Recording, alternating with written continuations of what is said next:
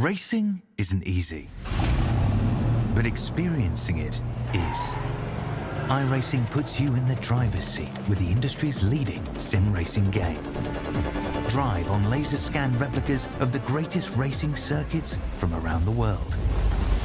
Go head-to-head against other drivers chosen by skill-based matchmaking to ensure competitive racing at every level. Compete across all your favorite series. In officially licensed cars, engineered to deliver the most accurate driving experience possible.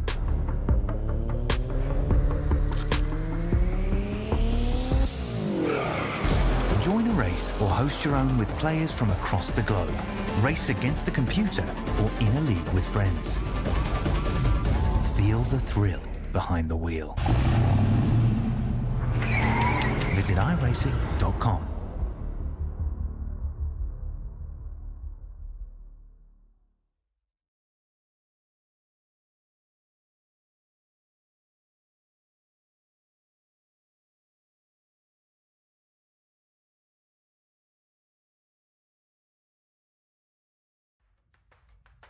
Welcome one, welcome all to SimSpeed TV this Friday night. It's time for V8SCOPS once again. These are some of my favourite weekends of the year. Guaranteed great racing on Friday and Sunday. We of course start off with the supports here for round 5 at Winton Motor Raceway. A very tight, very technical track, which should certainly provide some interesting action, to say the least.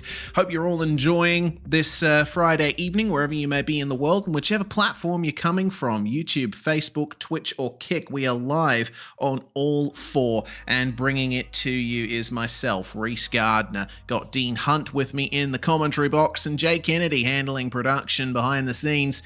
Well, Dean, I've been looking forward to Winton for quite some time. It's a polarizing track, to say the least, but it's one of my personal favorites. Yeah, Reese, Winton's definitely up there and holds a dear place in a lot of Aussie racing fans' hearts. You know, very tricky track, as you said, quite tight and windy. Especially in the V8 supercars, it can prove quite difficult. But I think it suits the TCRs and the GT4s quite well. So I'm sure we'll see plenty of great racing from both races tonight anyway. Yeah, I'm certainly hoping the same. If you were eagle-eyed, you would have seen that SimSpeed HQ Bendigo is only an hour or two's drive from Winton Motor Raceway. And so our producer Jay has been here many, many times. Fantastic track, this one. Of course, the original layout is the shorter one, that shortcut between turns 10 and 1. That actually used to be just the full extent of the circuit. The extension of 11 and 12 was opened in 1997, so there's it's still a very short circuit, but it used to be even shorter. And what really defines this layout for me, Dean, is the amount of time you're spent braking hard and managing traction. This is certainly a cornering circuit first and foremost. Yeah, that's right, Reese. I mean, between 7, 8 and 9 especially, the cars are going very slowly, and you've got to be really patient with your hard braking and throttle application, of course, as well. Especially on the exit of 9, you have to set up a really good run as you come down to 10 for either a great overtaking opportunity or a great place to be overtaken as well if you don't get it right. And I feel like the nature of the circuit as well, the cars are quite bunched up, so there's always that concertina effect as well you've got to be careful of with the heavy braking zones and the slow corners. Yeah, another thing to really look out for is the exit of turn 2. The curb at the exit of that corner has certainly claimed a lot of victims. Well, here at Winton, we are going for 2 races in the GTC, which is the first of 2 categories that we'll be racing tonight. We'll have the V8s racing shortly thereafter. But race 1, 15 minutes. Race 2, 20 minutes. It's pretty self-explanatory, Dean. Going to be a nice split race format, and it means that the racing is going to be hard. People are going to be vaulting up the inside trying to get every position they can. Yeah, that's right. The shorter the race, of course, the less opportunities you have, and take away a compulsory pit stop. You know, there's just going to be racing flat out the whole time.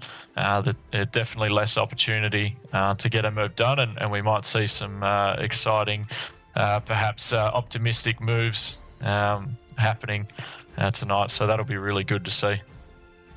Yeah, indeed. Of course, live race control and manual safety cars, thanks to the crew at Aussie Online Gaming. Well, now we'll move through into the championship standings for GTC. Tell you what, this is going to be a very close fight. Matthew Pignata and Luke Swan are tied on points for the championship lead, and Russell Pepperell not that far behind. Still definitely will be able to get that championship lead within a couple of rounds if Pignata and Swan have troubles. But Taylor Oakes is breathing down his neck. Jordan Malcolm breathing down Oakes' neck. Only 10 points separating Malcolm, Lacassis, and Schuler. I love seeing these championship standings. What it means is the GT4 class is incredibly competitive. Yeah, it's super close. Obviously, at the top, can't get much closer than that. But even down to third, fourth, fifth, sixth, seventh, it's very close all the way through. And just having a look at the timing of the qualifying as well, which we'll get to in a second, it's mega close, and it's pretty close in the TCR as well, Reese. Yep, only 60 points separating Brenton Hobson from his Synergy Sim Racing teammate Damon Mulqueen. Hobson has dominated the season so far, but I tell you what, it's not all about the championship lead. Look at fourth on back, Robbie Bradbury, Garen Batten. They're only separated by 12 points. Not too far ahead to Robert Henry either. Pacific Esports Racing having a very good time, it has to be said, in the TCR class. And Tyson Hanmer in there for Vermilion Motorsports as well, 12 points behind Simon Gorowski. Alpha Venturi certainly having plenty of success in this category as well. Well, it's time to get into the race, and Jordan Malcolm, who was very close to taking the win last time out at Jerez, starting on pole position alongside Luke Swan, who's tied for the championship lead with Matthew Pignata, who starts in third, alongside Nick Lacassis, who has burst onto the scene with some fantastic pace. Russell Pepperell is going to start in fifth alongside Ben Faulkner, one of the only Aston Martins in this field, if not the only. The Mercedes certainly the more popular option, with Peter Pavlovich and Taylor Oakes being two of many drivers taking that car. But then we have two Porsches in the form of Matthew Deere and Mitch Hobbs, rounding out the top 10 in the GT4 class. Alex Schuler and Linton Wills will round out the 12 here as we get ready for the cars to roll away here.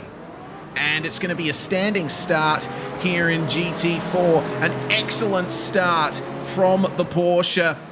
And unfortunately, Jordan Malcolm falling to third by the time they get to turn one. This is not ideal for him as the GT4s and TCRs get off to their start. We didn't even have time to go through the TCR field. I don't think it's much surprise to see that Brenton Hobson got pole position and is currently in the lead of the race. But oh dear, Edward Shelley with a massive issue coming into the fourth turn there. Some huge damage on his Audi. That's not ideal. No, that's definitely not how you want to start your night off. Another car goes around in one of the Kiwi sim racing cars. The Russell Pepperell gets turned as well. So that's major championship implications already there. And he hasn't moved yet, which is interesting to see. But what a crazy start, Reese, and I wasn't expecting the standing start. I don't know if I missed something there, but last time I checked, these were rolling starts, but yeah. Unless something changed recently and I missed it. But wow, what a start. They're all over the place, but Malcolm looking to make a move on Nick Lacassis early on as well here. The boys are all getting their elbows out. Yep, Lacassis with a great move up to third. I don't think Malcolm was expecting the standing start himself. Of course, these GT4 cars aren't really designed for standing starts, and the traction control will kick in. I think that's exactly what happened to Jordan Malcolm there, but he's clearly the fastest over a single lap here. Let's see if he can hold off Matthew Pignata, who's tied for that championship lead with Luke Swan, who's currently in the lead of the race in the number 55. Look at how much curb they are using already, and oh wow, Lacassis having some big issues there. Something's gone majorly wrong for him. No idea what's going on there. He is off the circuit and with major damage. I think he's having tech issues. He disappeared from the circuit ahead of Jordan Malcolm coming out of turn 3, and then he reappeared on track with a completely destroyed car. So that's disaster there for the 33. He's, I think, requesting a tow. Yeah, that's unfortunate to see. Hopefully he didn't take Brady any Baldwin other cars requesting a with him. tow too. Oh, the safety car's been called. Sorry to talk over you there. That's all right. More important, definitely. But safety cars out. A couple of cars in the fence. I think perhaps the standing start. You know, a lot of the drivers might not have been fully ready for that. But look, it is what it is, wow. and everyone had the same situation. But that is not a good shaped car there, unfortunately. Yeah, this is a crazy incident that took out Brady Baldwin. Banks Really. involved too. Yeah, Stephen Banks involved too. So they didn't make contact with each other, but you'll see, this is exactly what I was talking about coming out of turn 2. Banks is going to run wide and hit the wall. Baldwin doesn't hit the wall, but he catches the curb, and that destroys his suspension. He couldn't turn right, and the car was sent straight spiraling across the circuit. I think ended up having consequences for Scott Griffiths as well? No, actually. Griffiths just escaped, as did Russell Pepperell in the GT4 Mercedes. Yeah, that can be a pretty nasty curb there, Reese. He definitely got that one wrong to break the suspension, and might have seen Stephen Banks taking a slightly different line, and it can sometimes throw you off a little bit where you follow the car in front of you, because you can't always see exactly where the right spot is when there's a car in front of you. But yeah, that's a nasty hit there. He'll be looking forward to the next race, I think. Yeah, I think so. They'll certainly be hoping that he can escape the clutches of the back of the field. Banks was able to continue on amazingly, minus, of course, a functioning front left wheel, and he'll pull into the pits, get that repaired. Unfortunately, I think we might have lost Brady Baldwin and Nick Lacassis as well from the race. We'll see if they, once their tow is granted from race control, they can get those repairs done quickly and get back out onto the racetrack. But that's your running order right now. Swan, he was building up a lead, but now, with Lacassis out of the picture, Jordan Malcolm stands a chance of getting the race lead back.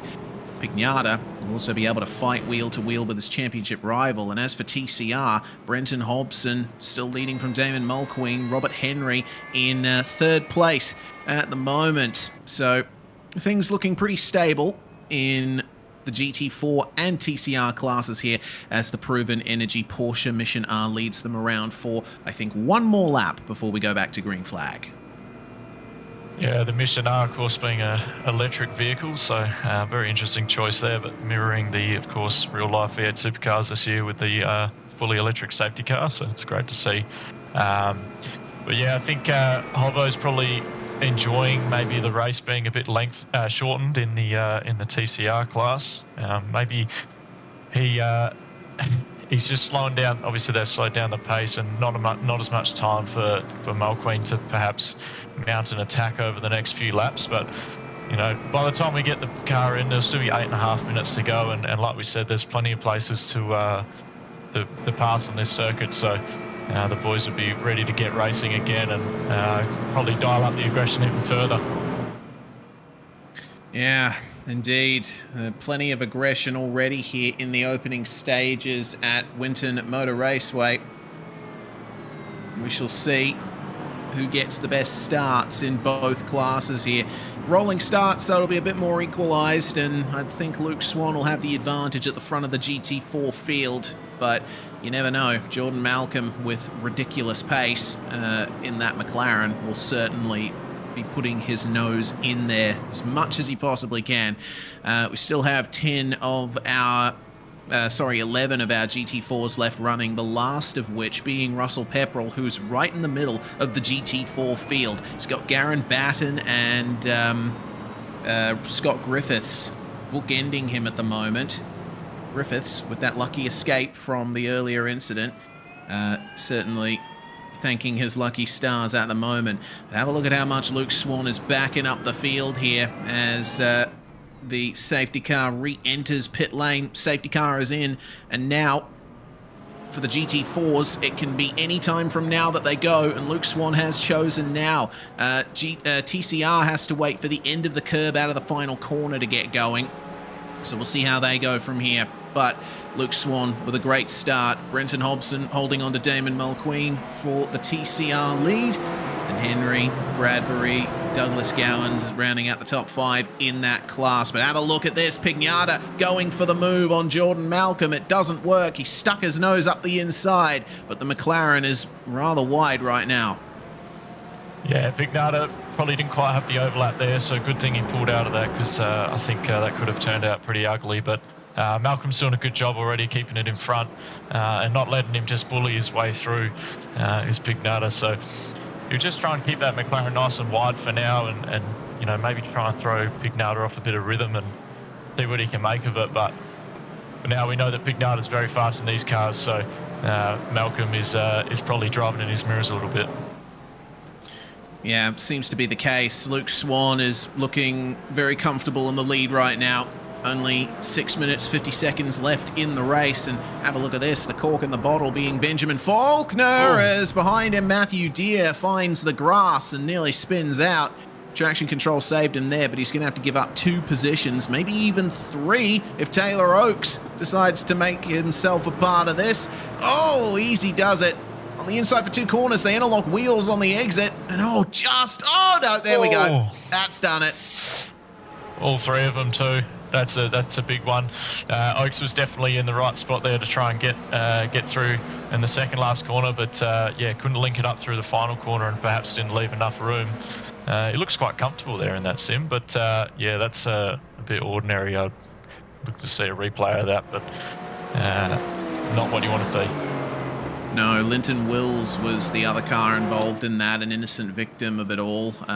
It's just a shame to see that it turned out that way. We might see a second safety car, you never know. Maybe race control will just decide, okay, you can tow back to pits. We'll have to see on that one. Have another look at this. Taylor Oakes getting up the inside of the 116 at the final corner, but there was another slide there from Matthew Deere, and that put him straight into Taylor Oakes. So I think just an unfortunate coming together, really. Yeah, it's a little bit tight through that corner. There's not many ways to go through there, so you know, the car's very close. He might have pushed him a little bit wide, but either way, they're both out of the race, so they'll be very disappointed. But meanwhile, Damon Mulqueen is losing a little bit of time on Hobbo, but he's slowly pulling away from Robert Henry behind as well. And Henry, of course, will have to deal with Pignata coming through the Pepperell, sorry, coming through the field as the GT4 as well. So hopefully won't hold those guys up too much. He looks like he's getting through nice and clean now. And Bradby's sort of fallen back a little bit there, got a bit unlucky with the timing of the GT4 pass. Yeah, just picking his way through as Russell Pepperell, as Simon Gorowski in the Alpha Venturi Civic, battling with Edward Shelley in the Pacific Esports Racing Audi. Oh, Shelley is looking very aggressive here. A poor run for Gorowski, and up the inside will go the Audi, but they'll come together on the exit. That's the 3rd big crash that we've seen of 2 cars coming together. That's just not ideal for Edward Shelley. He'll probably call that one into race control as well. But, I mean, it's just difficult with the TCRs being how they are, front-wheel drive. You get hit in the rear, and it can be very difficult to get the car righted if you don't respond in time. It is easy to recover a slide in those things. All you got to do is keep the power down and steer into the slide. But when you're making contact, it becomes a little more difficult. Yeah, that's right. I mean, the rear quarter panel feels like the weak spot for these cars, the Achilles heel, if you will. They don't mind a bit of door banging, a bit of nose to tail, but that one little spot there, when you get the pit maneuver on, it's very easy to go around and almost impossible to gather it back up. So race control definitely have their hands full now, as the battle for GT4 is heating up as well. We've seen Swan, Malcolm and Pignata all within a second of each other, maybe a little bit more than a second, but nose to tail all the way around the lap. Yeah, 6/10 covering them. This is pretty amazing. Great battle for the lead. Jordan Malcolm has dialed up the pace here since the safety car came in. And you see Luke Swan is firing it towards the inside early. Man, he really wants this this win here. Jordan Malcolm qualifying on a 1 minute 22.796. It's a 22.848 for Luke Swan. So they're very well matched on pace, but it seems like when it comes to the race, Jordan Malcolm is 100% in it here.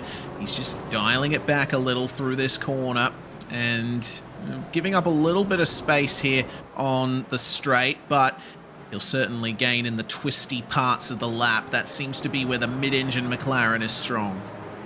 Yeah, it's good to see. Oh no, Pignata's gone around all on his own. Oh no, I wonder how he's done that. Maybe caught a bit too much curb, but that's incredibly disappointing. I was just about to say how great it is having 3 different manufacturers in the top 3, but oh, that's not good. He's done that all by himself, just trying to push too hard, I think, Reese. Yeah, watch this. He's going to catch the gravel in between the last 2 turns, and that just spins the car around. Get off the brakes. There's no load on the rears on a low grip surface. That's exactly what happens. So now Pignata is back with his Alpha Venturi teammate Mitch Hobbs, who's driving a Porsche Cayman, and now these two are free to battle as they please. 1 minute 40 will get onto the clock, and next lap will be the last one here at Winton Motor Raceway in race 1 of the GTC, part of V8SCOPS supports for 2024. Really love this category. There's been a solid turnout every round so far, and the racing has been great. It has been a little dramatic at times, yes, but I think we've been thoroughly entertained so far. Hey, drama's great for the viewers, Reese, and yeah, we've definitely been enjoying it. Some super close racing, some really fast guys in, but not only that, but the mid-pack battles have been fantastic to watch too a lot of the time. But we've got an absolute treat coming up to the last lap here with a fight for the lead between Swan and Malcolm, and I think this one will come right down to the wire. Barney's waving the white flag now. Yep, here we go. On the straights, the Cayman seems superior, but look out for the twisties. Jordan Malcolm will likely pull his move on this lap.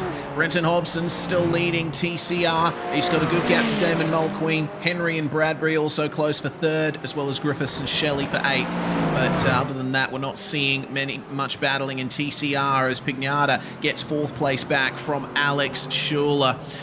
He's trying to get back onto the podium by the end of the lap. Just needs to get past Benjamin Faulkner there in the Race Honours Aston Martin. But now we're coming up to those final few corners for GT4. And unfortunately, it looks like Jordan Malcolm's not quite close enough to get it done here on Luke Swan. He's just not able to keep the momentum up. He was firing it over the curbs and getting unsettled. So seems like for now Swan is safe, and this right here is the part of the circuit where Malcolm seems weakest, as Pignata is struggling to get past Faulkner here. He needs to focus on the exits and maybe pull a move at the second last corner. Let's see how it goes then. This is the finish for GT4, and it looks like Swan has just enough of a gap over Jordan Malcolm to hold him off. 1 turn to go, and now 0, and race 1 in the GTC will go to Luke Swan in the GT4 class. Malcolm gets a slightly better run to the line, but it's not enough. The Porsche will take the McLaren there, and Pignata will just miss out on getting past Benjamin Faulkner back onto the podium. As for TCR, well, it was another nice calm race for Brenton Hobson. Him in that Audi seems like a dominant force. Nothing is stopping the number 88 as he crosses the line to take victory. It is a 1-2 for Synergy Sim Racing. Wow, that had a lot happening, that one, Reese. Well done to Luke Swan for holding onto that one. 2/10 was the difference in the end. TCR battle's not quite over yet. Apologies. That looks like a GT4 lapping at TCR to me. Apologies, but yeah. So that was a fantastic race. Yeah, Malcolm just not quite getting it done, and Pignata almost getting that 3rd place back, but not quite getting it done in the end. Yeah, indeed. Well, those are your results in GT4 by 1.5 tenths. It was Luke Swan over Jordan Malcolm. Ben Faulkner getting into 3rd place in the sole Aston Martin in this field. Pignata Man, he could have been fighting for the win were it not for that mistake. He'll have to settle for fourth in race 1, hopefully do better in race 2. Alex Schuler rounding out the top 5. Hobbs, Pavlovich, Pepperell, Deere and Wills rounding out your top 10. And the last 2 cars in the GT4 class would be Taylor Oakes and Nick Lacassis, who unfortunately were not able to make it to the end on the lead lap. In TCR, Brenton Hobson by 8/10 over Damon Mulqueen. Robert Henry on the podium in the Civic there. So we had 3 different brands represented on the podium, which is really nice. Honda, Audi, and Hyundai. Robbie Bradbury and Doug Gowans will round out the top 5, with Batten, Gorowski, Griffiths, Shelley, and Banks rounding out the top 10. Brady Baldwin was not able to make it to the finish, unfortunately, getting involved in the roughly same incident as Stephen Banks. So now we get a little bit of a break here before we jump into race 2. It's going to be slightly longer, and I'll tell you what, it's going to be a very interesting one if the action that we saw in the first race is anything to go by. Yeah, that was a definite trend or pace setter, that one. We'll be expecting some fireworks in race 2 as well. You know, maybe the 20-minute race and the incidents that happened in the first one might be playing in the drivers' minds to say, you know, let's maybe calm down a little bit. It's no good, you know, fighting for a position if you're going to lose it when you're DNF anyway. So, look, the guys hopefully will have their heads back together and can look at competing. It'd be interesting to see some of the guys that perhaps didn't finish as high or didn't finish at all, fighting their way through the field, like Link Lacassis. We know his pace is really strong. Just got caught up in that incident early on and looking to make it all back in the next race. Yep, let's see how it goes then as the checkered flag flies in the warm-up in between our 2 races tonight. Starting order is basically going to be the finishing order from race 1, but it's interesting to see that it's not divided them by class. So Matthew Deere, Linton Wills, Taylor Oakes, and Nick Lacassis are starting in the bottom half of the TCR field. Again, a standing start for this race, which I don't think was intended by race control. But yeah, it's going to be an interesting first lap in the TCR class with 4 GT4s trying to make their way through. Yeah, I don't envy those guys one bit. That'll be really tricky when you've got 2x2s going all the way through and the cars are slow in front of you. That's going to be a really difficult way to start your race. I think the guys at the front will be quite happy with that, though, knowing that a few of the faster guys that didn't quite finish so well in the last race not going to be on their bumpers anytime soon. So they'll have to just be really patient, make sure they can get through and just rely on their natural pace to carry them back to the top of the pack. All right, let's see then. Jordan Malcolm, of course, disappointed that the McLaren did not get a very good run off the line compared to the Porsche Cayman. So maybe he'll have done some work on that in the warm-up session and tried to figure something out so that he can take that win that he's been threatening to do since he made his debut in this series. Luke Swan trying to go for the double. Matthew Pignata on the second row. He was so close to getting onto the podium, even getting into second place and winning in race 1, were it not for his mistake. And I'm interested to see how Brenton Hobson and Damon Mulqueen go. 1-2 in qualifying, 1-2 in race 1. Well, could be another 1-2 for Synergy Sim Racing. But will the likes of Robert Henry and Robbie Bradbury spoil the party for them? That is the big question. There's so many questions coming into this second race of the GTC, but they will soon be answered as the revs rise and we get ready to go here for race 2. 20 minutes on the clock and it starts now. Good initial getaway from Luke Swan again, swamping Jordan Malcolm, getting into the lead. Pignata moving over instantly to cover Benjamin Faulkner and Alex Schuler, but Mitch Hobbs round the outside, trying to get 2 Alpha Venturi cars into the top 4. Porsche Cayman doing very well as someone's off in the TCR class. It looks like, unfortunately, that's Garen Batten, who's gone for a big wobble in the Pacific Esports racing car. Some pretty big chaos happening in the GT4 field at the moment. Oh my goodness. Robbie Bradbury alongside Damon Mulqueen. Brenton Hobson has gotten a massive gap here over these guys as Matthew Deere tries to make his way through on the TCR field. He's compromising them as a Civic spinning. Oh dear, Robert Henry getting a massive slowdown, having to take to the inside of the Marshall's post there. Yeah, Robert Henry's lucky he didn't catch the Marshall's post there. That would have been race over, but he's done well to gather that up and get that back on. He might have a bit of a slowdown to serve, but at least he's still fighting. And we've got a battle here between a GT4 and a TCR, as we were expecting. It's a tricky one. That's cleared the leader in, P2 in Mulqueen, so he's just got one more to go to get through the TCRs. But this battle for the lead is very close already and really heating up, Reese.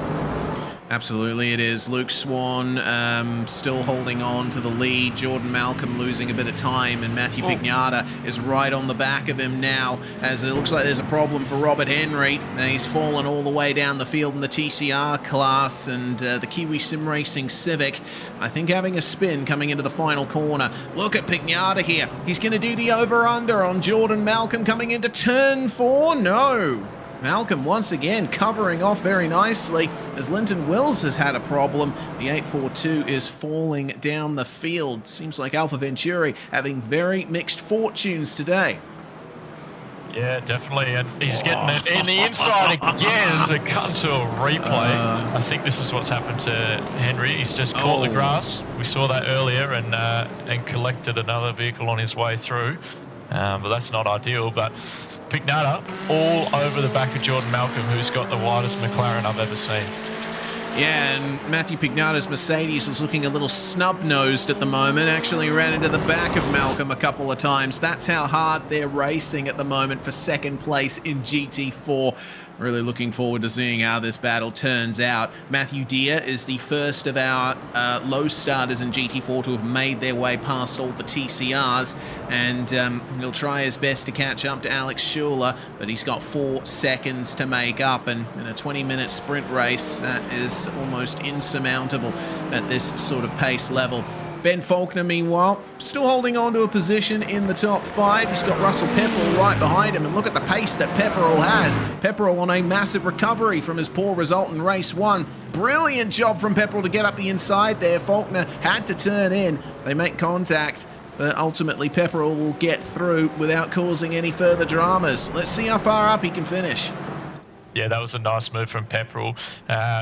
Faulkner just potentially getting out the way a little bit once he made that overlap, but got a few cars in the pits here potentially fixing some damage, but still this top 3 in GT4 is very close. But having looked down at the TCR, Brenton Hobson has built a 1.5 second gap behind him to Damon Mulqueen, and Robbie Bradbury is again almost 2 seconds behind Damon as well. The fighting early on definitely helped out Hobbo.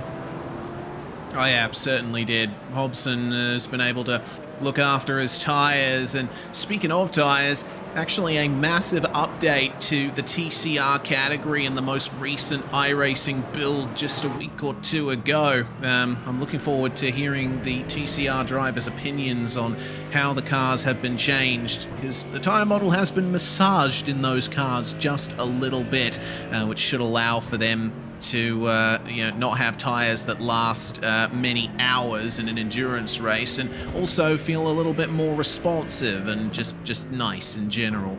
Peter Pavlovich, meanwhile, in the GT4 class, trying to find his way up into 7th. He's got Alex Schuler up ahead of him, and the battle between Russell Pepperell and now Mitch Hobbs is but a couple of specks in the distance at the moment, coming into the first of our hairpins here at Winton. So tight, these corners, and these are one of the places on the track where you can gain or lose the most time. They're very deceptive. Yeah, it's an incredibly technical part of the circuit as well. Requires a lot of patience and really just smart driving. I think it's quite easy to burn through your rubber on those corners as well. So you see the 842 machine of Linton Wills, another Alpha Venturi racing car, not having a good evening. He is looking his very front end's broken. gone. Front end is gone. So I wonder if we'll see another safety car. Yeah, you never know. Hopefully he makes it back to the pits under his own power, but wow. Yeah, have a look at this incident here. Wills was coming through the double left here in the middle of the lap, and then unfortunately just running a bit wide over the curb, loses control and head on into the tyre bundles. That car is destroyed, but he has been able to get it moving again, albeit understeering like an absolute stuck pig at the moment. So Linton will try his best to make it back to pit lane from there. Mitch Hobbs, meanwhile, oh my goodness, Russell Pepperell is looking super aggressive at the moment. Yeah, he's all over the rear end of Hobbs. He's stamping that Mercedes logo on the back, and there he goes again. They're getting so close. I wonder if Pepperell can try and build some sort of overlap instead of trying to nudge him off the line. Maybe they're dealing with TCR traffic now as well. That's a tricky spot to try and be overlapping on the outside there. Try and build up a bit of a run maybe on the exit of this corner. He's got a decent run onto the next one. And meanwhile, Linton Wills is still trying to get back to the pit lane. Yeah, it was Edward Shelley who was the TCR they made their way past. Looks like there's been some trouble here for the Synergy car of Brady Baldwin. Catches the curb and then has to slow right down. That's the reason why Baldwin is now behind the car of Garen Batten at the moment. So this fight's still going on here for 4th place in GT4, and I tell you what, the battle for the top 3 has absolutely fired off as well. It looks like Luke Swan is starting to lose ground here. Jordan Malcolm and Matthew Pignata have caught him back up, and guess what? Fastest car on track was Matthew Pignata. He's the fastest of this pack right now. Yeah, Pignata's the fastest of everyone recently. He's a very fast driver. We know that from all the previous rounds. Malcolm's got to be careful here. We did see him go a little bit wide there. It can come pretty unstuck here. We've seen a few cars with the same issues, touching a bit of grass and around you go. But look at Pignata. He's all over him. Malcolm's probably switching to defensive mode as opposed to trying to chase down Luke Swan just for this stage of the race. Yeah, it seems like this section of the circuit doesn't really suit the McLaren compared to Pignata in the Mercedes. Seems like that stop-start flow really suits that front-engined Merc, but we'll have to wait and see for the start of the next lap how much ground Malcolm will make up again. Seems like Luke Swan might have had a couple of problems on the last couple of laps. Maybe that's why he lost all of that time, but it seems like he's gathered it back up again. Let's have a look then at the end of the lap, what lap times we are seeing. A 1:23.0 for Luke Swan. That fastest lap has come out of nowhere. He's half a second faster than Malcolm. As we check out Baldwin again, trying to get past the Pacific Esports Racing car, and Garen Batten is sent off, coming through into the last few corners. Yep, it's that rear quarter panel again. Easy to get the car going around there, and he's potentially gone a little bit deep there, Batten, and nearly lost it again. So seeing here Edward Shelley and the Jinx Shifters Porsche netcode contact. I did see Shelley go around on my replay and wasn't sure what happened, but there's that rear quarter panel, but this time with netcode. Yeah. Seems like netcode's being a bit of an issue here in a couple of places. Well, we're about to enter the last 10 minutes of this final race of the GTC.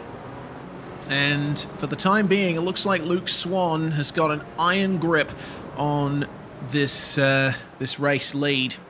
It's still going to be between Jordan Malcolm and Matthew Pignata to fight over the scraps.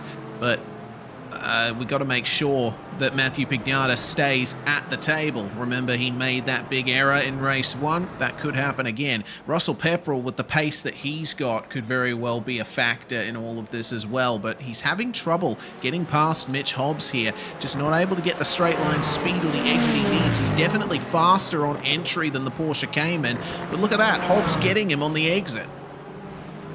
Yeah, Jay's just telling us at the moment, have a look at the front splitter of Pepperell's car, and that is looking a bit second-hand, so perhaps he's feeling the effects of that.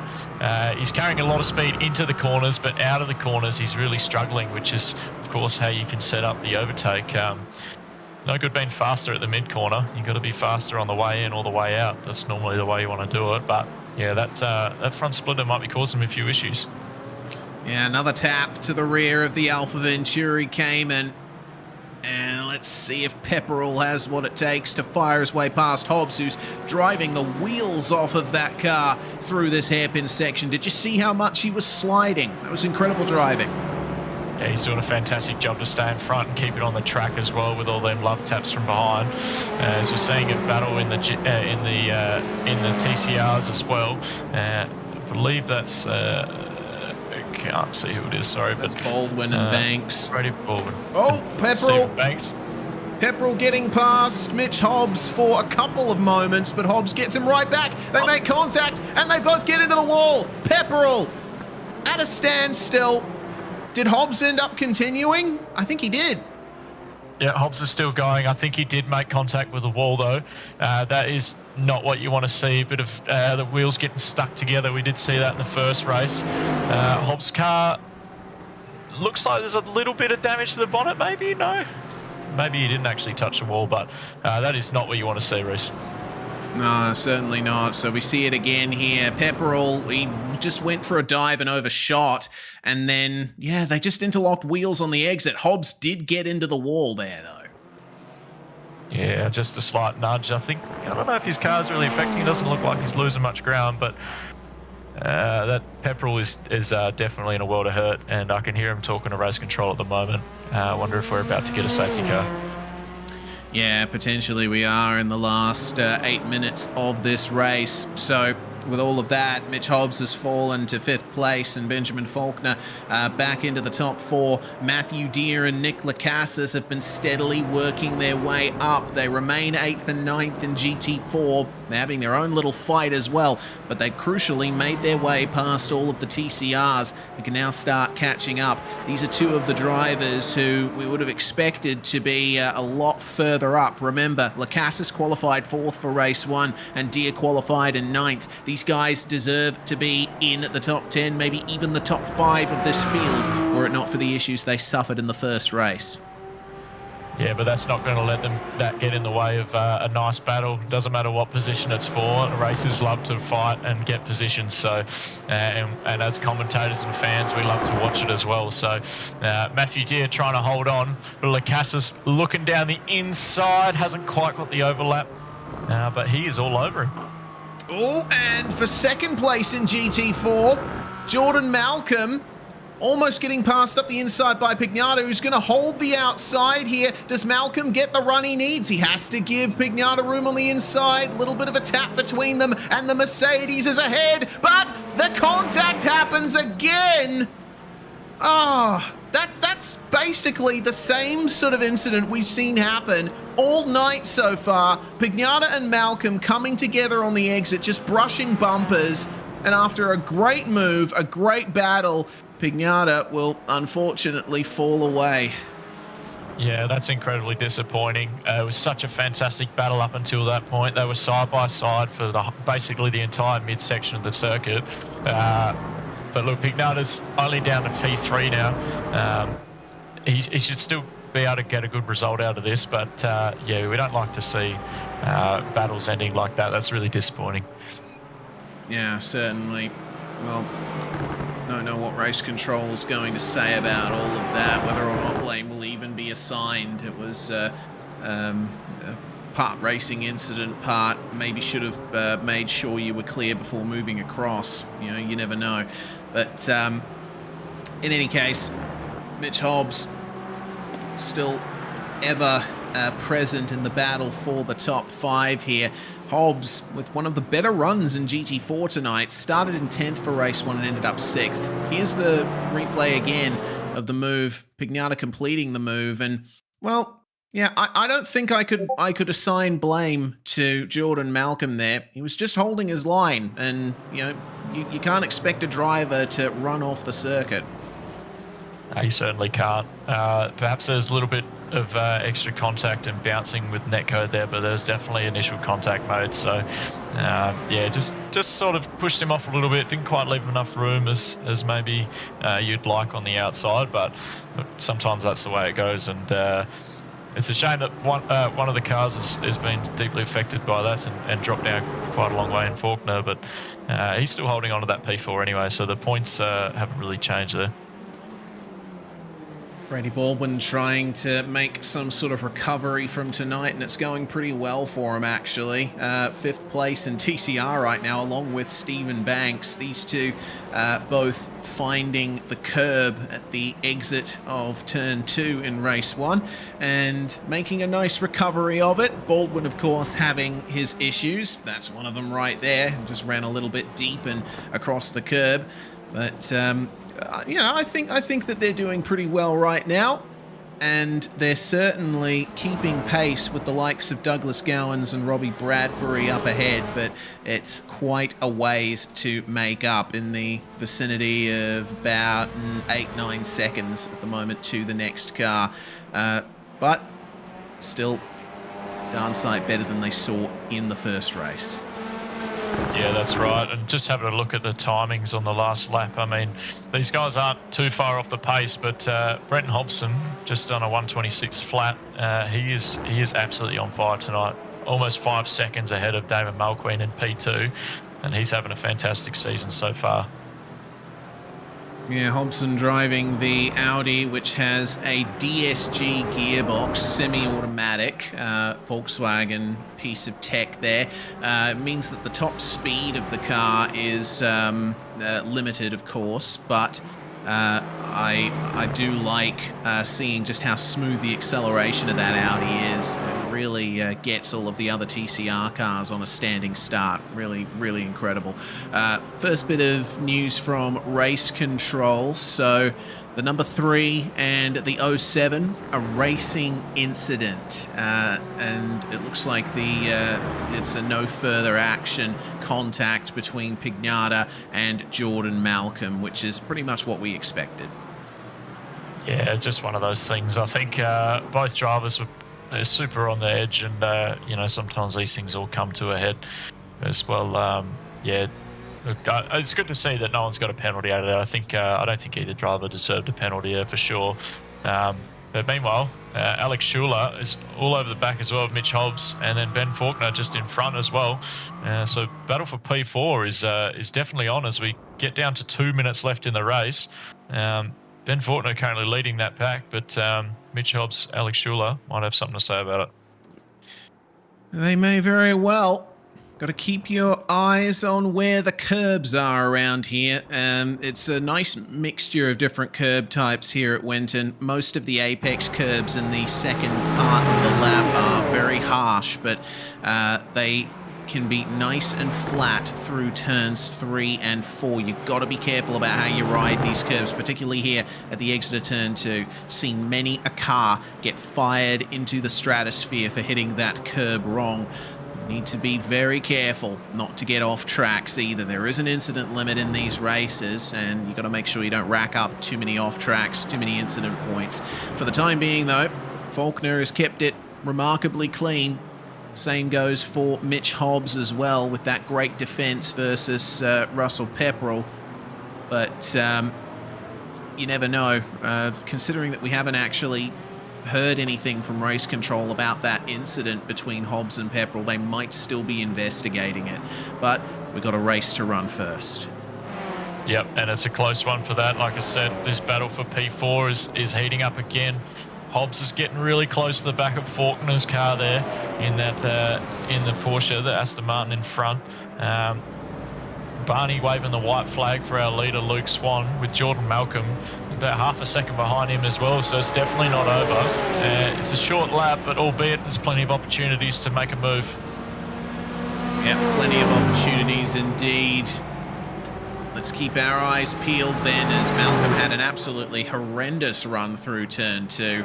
He has now allowed the gap to balloon out to a second, so it seems like this battle for 4th is where we need to be looking. Pignata is all on his own in P3, just making his way through on TCRs.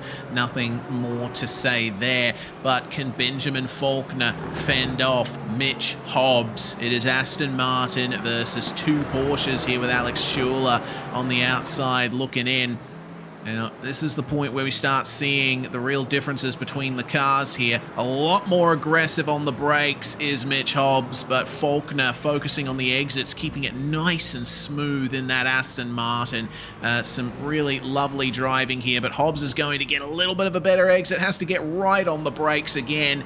Is he going to be able to get the run here on Benjamin Faulkner into the third last corner here? TCR could potentially make things interesting right at the end. That's Scott Griffiths there. But through the final couple of corners, we've got our race leaders to congratulate. Luke Swan is going to take the double here at Winton in GTC. Jordan Malcolm second once more, with Pignata getting back onto the podium. And at the end of it, seems like Benjamin Faulkner's done enough to hold off Mitch Hobbs and Alex Schuler. Peter Pavlovich and the Porsche there of Nicholas Lacassis making up some great ground on that final lap too. And we still have the TCR class to run as well here too. Yeah, Reese, Hobbo's just absolutely driven away with this. You can see the gap there behind, 5.5 seconds at the end of the last lap, and he's just done absolutely stellar. We haven't talked much about him tonight just because he's been out in front, but he'll take the win in the TCR class. Well done to him, about 5 seconds in front, so another 5.5 seconds, another great effort from Hobbo. Yep, indeed. Damon Mulqueen finishes second once more. Robbie Bradbury will make it onto the TCR podium here, with Doug Gowans very close to him. Gowans having a very good second race there, but it's all about the 88 and the 55. Luke Swan here for 9.5 Sim Sports, showing that he has come to play, and he will take the GT4 championship lead coming out of this round. Brenton Hobson's going to extend his TCR class lead over his teammate Damon Mulqueen. And that is going to conclude things for the GTC for tonight. Full results now coming up onto the screen. Swan, Malcolm and Pignata are your podium in GT4, with Faulkner, Hobbs and Schuler only separated by 0.6 of a second. Pavlovich, Lacassis, Deere, the final finishers in your GT4 class. Russell Pepperell unfortunately retiring. Same for Linton Wills and Taylor Oakes in the 313. Bit of a shame there, Dean, but TCR certainly had some great comebacks too.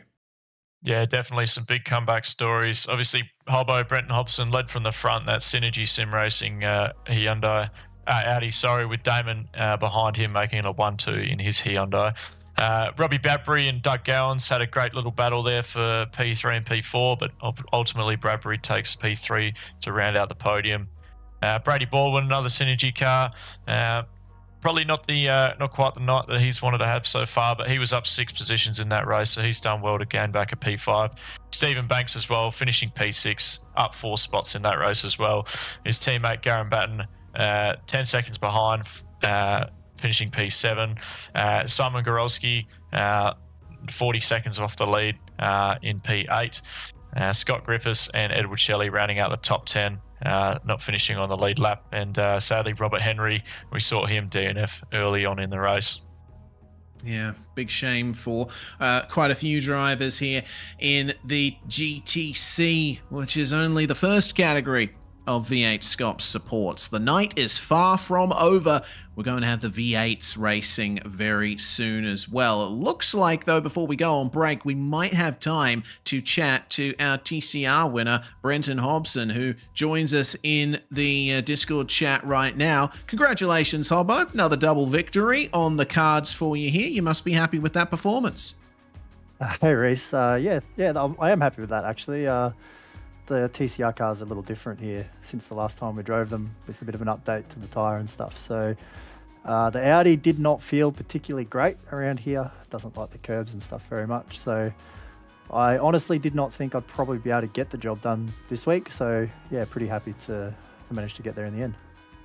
Yeah, I was tracking the changes to TCR in the new season build. One of the things that iRacing said should happen is that the TCRs should have a little more bite at the front, and the tyres should wear out a little quicker. Have you found that's the case?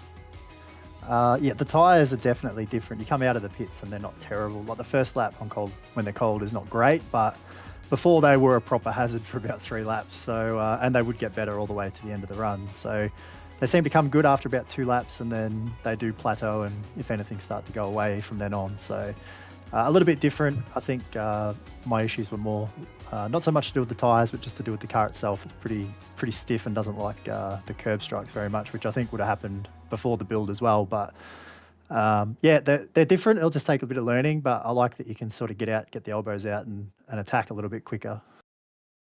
Yeah, indeed. I suppose you're going to be looking forward to Belle Isle, which is certainly going to be difficult in these cars, especially with the multi-class aspect.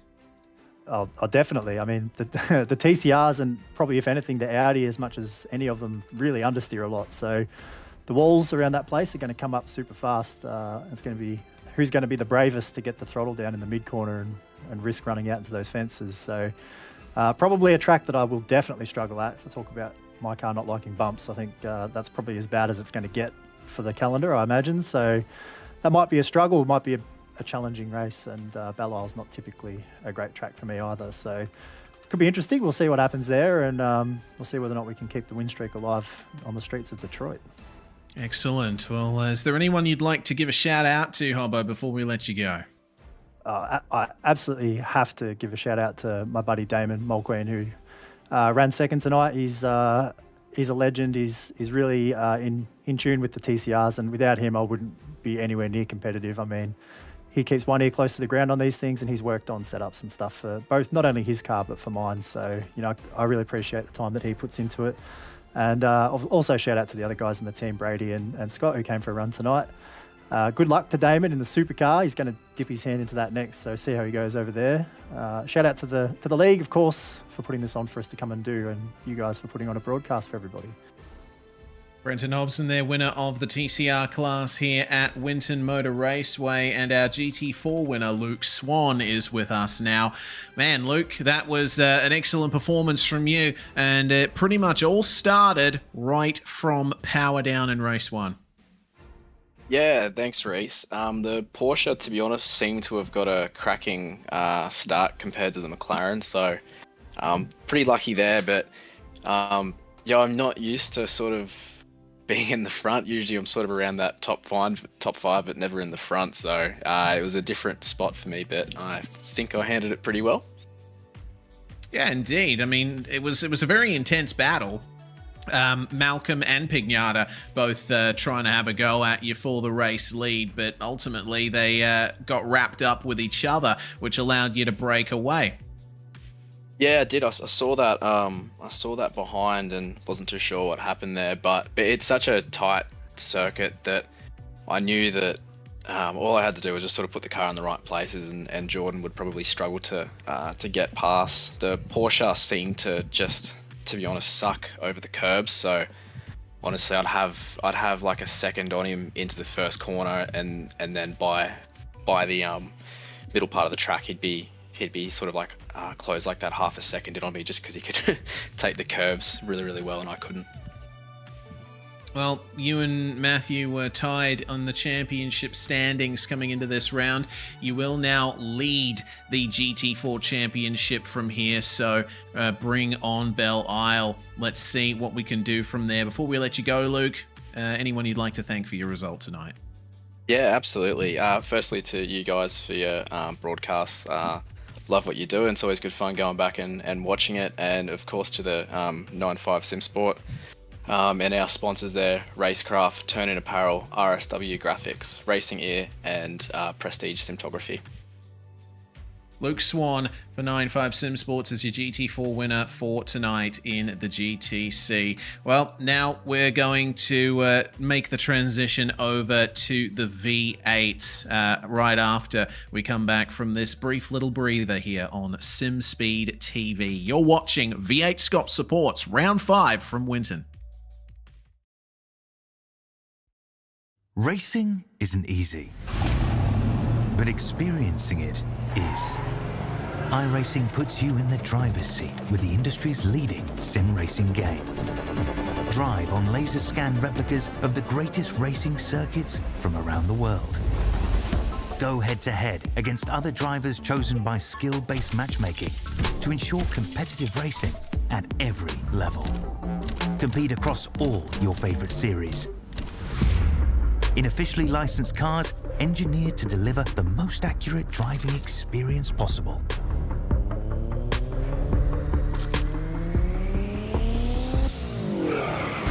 Join a race or host your own with players from across the globe.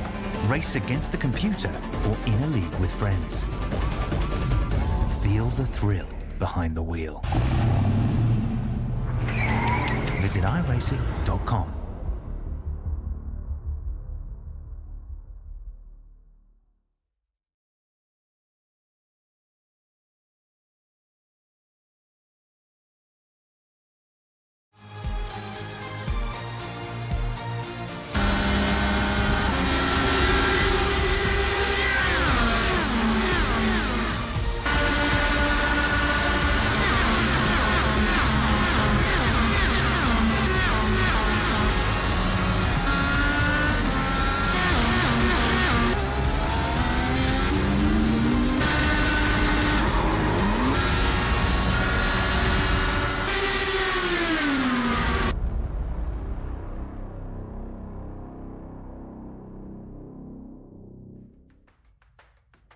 Man, so good to see that IndyCar and iRacing are back together. And if you're interested in watching some IndyCar racing on SimSpeed TV next week, Aussie Online Gaming's Fixed Indy Australia series is having its championship finale, Indianapolis 500, next week. Tuesday, the 18th of June, is going to be qualifying night, and then on the Saturday, we will have the full 500-mile race. Really hyped for it. It's going to be a fantastic event. Can't wait for it. Hope that you'll be able to join us. Sign-ups are still open, so make sure that you get your registrations in on the Aussie Online Gaming Discord. If you're just joining us, we are watching V8SCOPS supports action here for round 5 at Winton Motor Raceway. I'm Reese Gardner, Dean Hunter's with me in the comms box, and Jay Kennedy is the one pressing all the buttons in the producer's chair. We are moving from the GTC to the V8s, and pretty significant round for these guys, Dean. iRacing's new damage model is now just the damage model. All cars have been updated to the current damage model, which is probably going to change how these guys tackle these cars as we look at the championship standings. Yeah, Reese, the new model is it's new, but everything's got it now, so it's just the current one. But I think these previously they had a pretty ordinary model. You'd see some interesting stuff, but yeah, that'll definitely be playing into the minds of all the drivers tonight. Maybe they've done a bit of testing to see which curbs they can bounce over and which ones they can't, but it should be good to see nevertheless. Certainly should. Matt Haywood currently a long way in the championship lead at the moment. Aaron Gilbert has got a lot of work to do to try and catch up to him. Same for the likes of Joe Mahoney, Gavin Cox and Dean Alessi, who are only separated by 8 points to round out the top 5. Dan Stevens and Dylan Gray only separated by a few points themselves. And Gilbert's teammate Henry King not that far behind either. Plenty of interesting action to come here in the V8, and it's going to be another 2-race affair. It's going to be the same as in the GTC. It's going to be a 15-minute first race and then a 20-minute second race, but they're limited to 12 laps and 16 laps respectively. Whichever comes first, the 15 or 20 minutes or the 12 or 16 laps is going to be the race length for tonight. And of course, Dan Stevens making another appearance here on the Zoom wall. He's got a heart rate monitor in there too. We'll be able to see just how stressed he's getting. Yeah, I reckon we might see peaks of 140, 150 around this circuit. It's a tricky one, and with that level of immersion he's got in his rig there, it's definitely going to play into that. But what a fantastic track this is for the V8 Supercar. It's very difficult to get this car linked up around You be super patient with the throttle application. It'll be very easy to get sideways, especially in that middle section of the track that I like to call the clothesline. I've heard some other people refer to it as well because it feels like you're just going around in circles. And Reese Harnell there, another nice looking setup, Reese. Absolutely. Harnell on the zoom wall too, and to the start finish line he will come to set 1 minute 20.9. That's going to put himself up into 14th place at the moment. We've had 17 cars now set times out there, the fastest of them being Chris Coxhead, who is making his first appearance in the V8 support category. Isaac Edwards, a regular in V8s himself, currently making his way towards the middle phase of the lap, one of the few drivers to not have set a time yet. The drivers spent so much time in this session just trying to get some space out there on the track. There's 26 cars entered for this race here and a very tight track. It was only in the last couple of minutes of this 10-minute qualifying that we actually saw some lap times being set. Yeah, it's a really tight one, and yeah, like you said, there's a lot of cars on the track at the moment, as it is really hard to find the space, and that just applies to the strategy of qualifying. But it can all go pear-shaped if someone loses control in front of you. I've just been having the session open on my other monitor, and I can see that happen a few times already. Someone's on a flying lap, you know, someone's in front of them only 2 seconds, which is plenty of space, but someone makes a mistake, and then that concertina effect happens, and can trip up everyone. Dan Stevens up to P3. Apologies. That's number 3. He still hasn't set a lap. He's looking to potentially lay down his first time lap here. We'll see what that one comes up with. And, oh man, it doesn't. Oh yeah, it is valid. 119.9. There we go. Up into 12th place. Solid job. Yep, the top 10 only just about 1.2 seconds between 1st and 10th at the moment. So normally we see it a little bit tighter than that. At the top of the field, Coxhead and Loxton, less than a 10th separating those 2 drivers at this stage. So Dean Alessi looking to improve on his previous lap from P6, see if he can get any better. Looks like he got it quite hooked up out of the final corner there, but can't improve on his previous lap time. Yeah, Tough only missing out by half a tenth of a second. Craig Mason, meanwhile, in the Simblacks 047, bit down the field at the moment in 17th place, but he's got potential to make up a couple of tenths and get himself ahead of Isaac Edwards. The gaps up the top of the field are certainly tight. It's only about 300ths or so between Chris Coxhead and Brett Loxton as Mason comes up to the end of another lap here. 3 tenths off his fastest. 0 improvement for him there, and the majority of drivers are in the pits at the moment. Hayden Green and Aidan Kale are the 2 drivers who have not set a time so far, and Hayden has been having trouble keeping that car going straight. Been following him around, and the overshot, locked the brakes, spun into the 3rd last corner, the final left-hander, gets a lap time on the board finally, but it's only a 24.0, and that's definitely nowhere near the pace that we're expecting from most of these drivers. Yeah, that's disappointing. He's almost 6 seconds off the pace, and he's bottled it into turn 1 as well, so he can't go out and set another lap until he gets all the way around again. Another interesting thing to note is that the no escape rule is in place, I believe, for qualifying. So if you ruin your lap, you've got to go all the way back around. If you need a pit, you can't just tow to the pit lane. You've just got to drive it all the way around, which can mean some drivers are tripping over each other, which, again, we've seen that. Chris Coxhead in the Jinx Shifters entry. The paddles are for the kayaks, boys, and he's doing a fantastic job keeping on pole so far. We'll see if he can improve and give himself a little bit of breathing space in front of Brett Loxton. And he makes it even faster. Now he's 2 tenths in front of Loxton. That was a 1:18.110. It's a fantastic job from him. He's got that machine absolutely dialed in. Yeah, Chris Coxhead is a veteran in these cars. We're getting used from race control of a pit lane start for Wayne Taylor. Qualifying interference with Ben Christensen on the second lap, so we won't see Wayne Taylor take to the immediate race start. Joe Mahoney as well up in the top echelon of drivers in V8s here.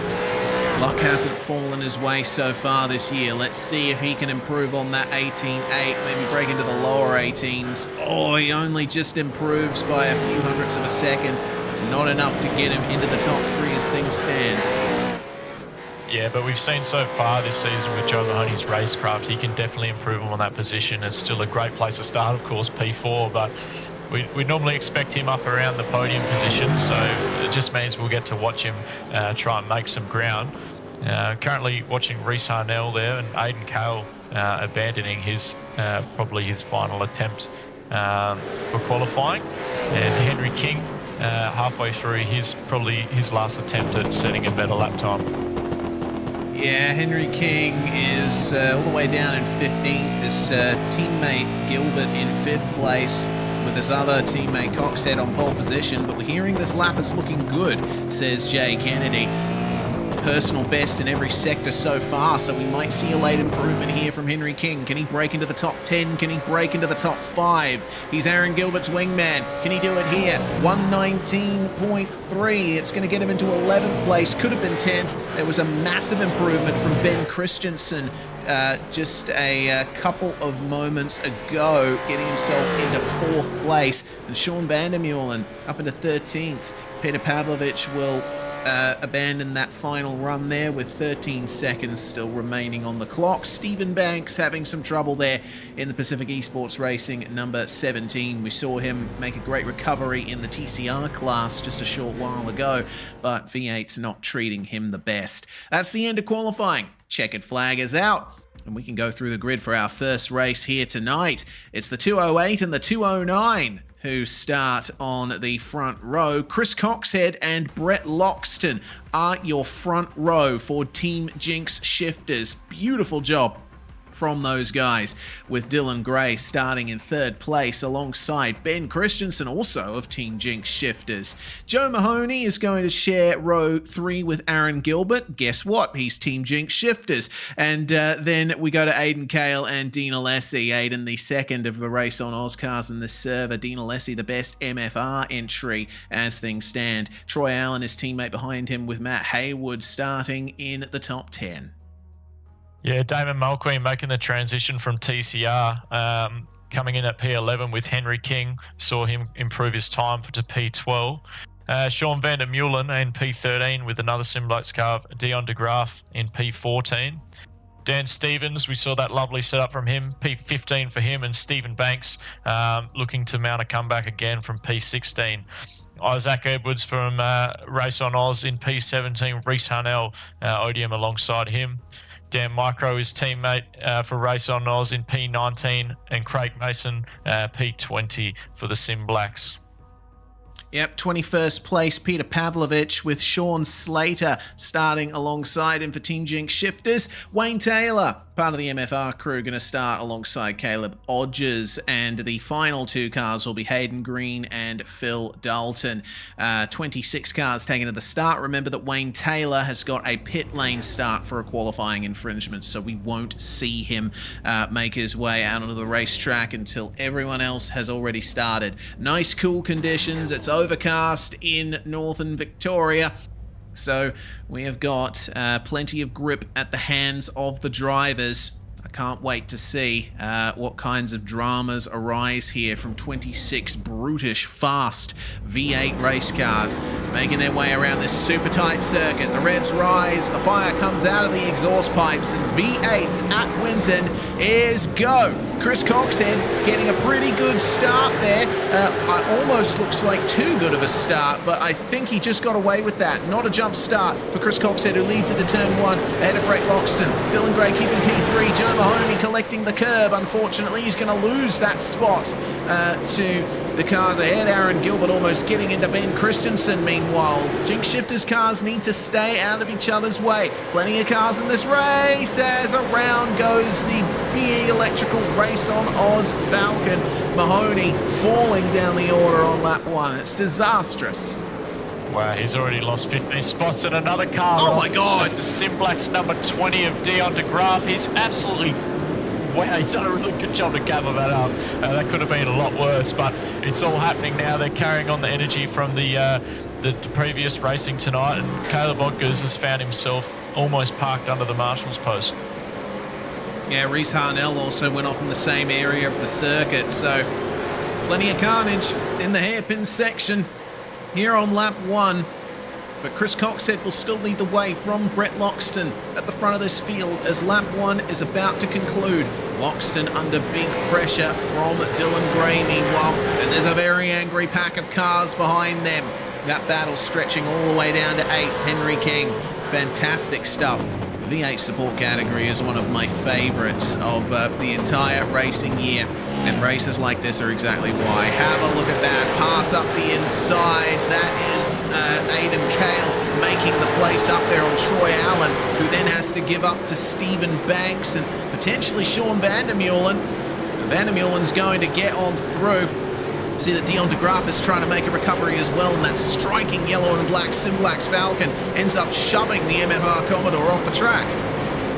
Yeah, the elbows are out early, Reese, and Vandermeulen made a nice move there, but de Graaf is definitely looking to claw back. His adrenaline will be high at the moment after that massive save we saw, and yeah, he's looking to make up ground, and he's not waiting around. So we cut to a replay here to see that. I believe that first he was with the overtake, apologies.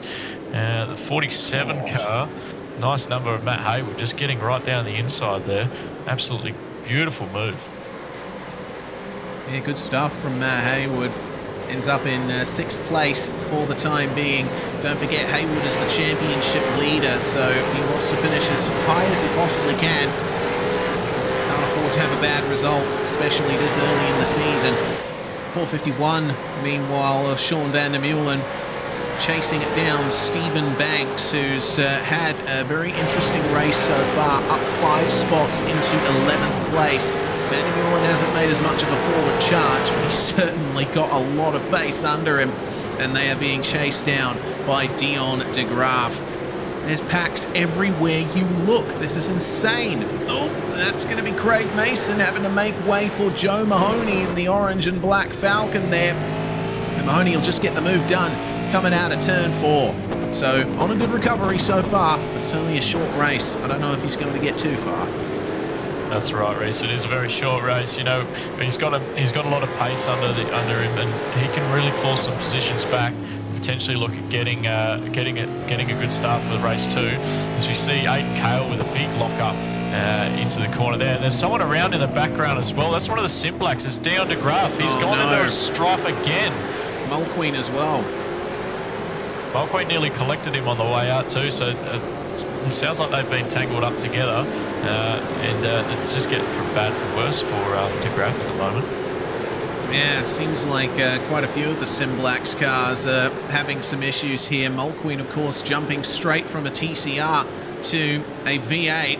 What happened here? De Graaf spun in front of him and lost it. Had no choice but to be T-boned. That's unfortunate there for Mulqueen. Played no part in the initial incident.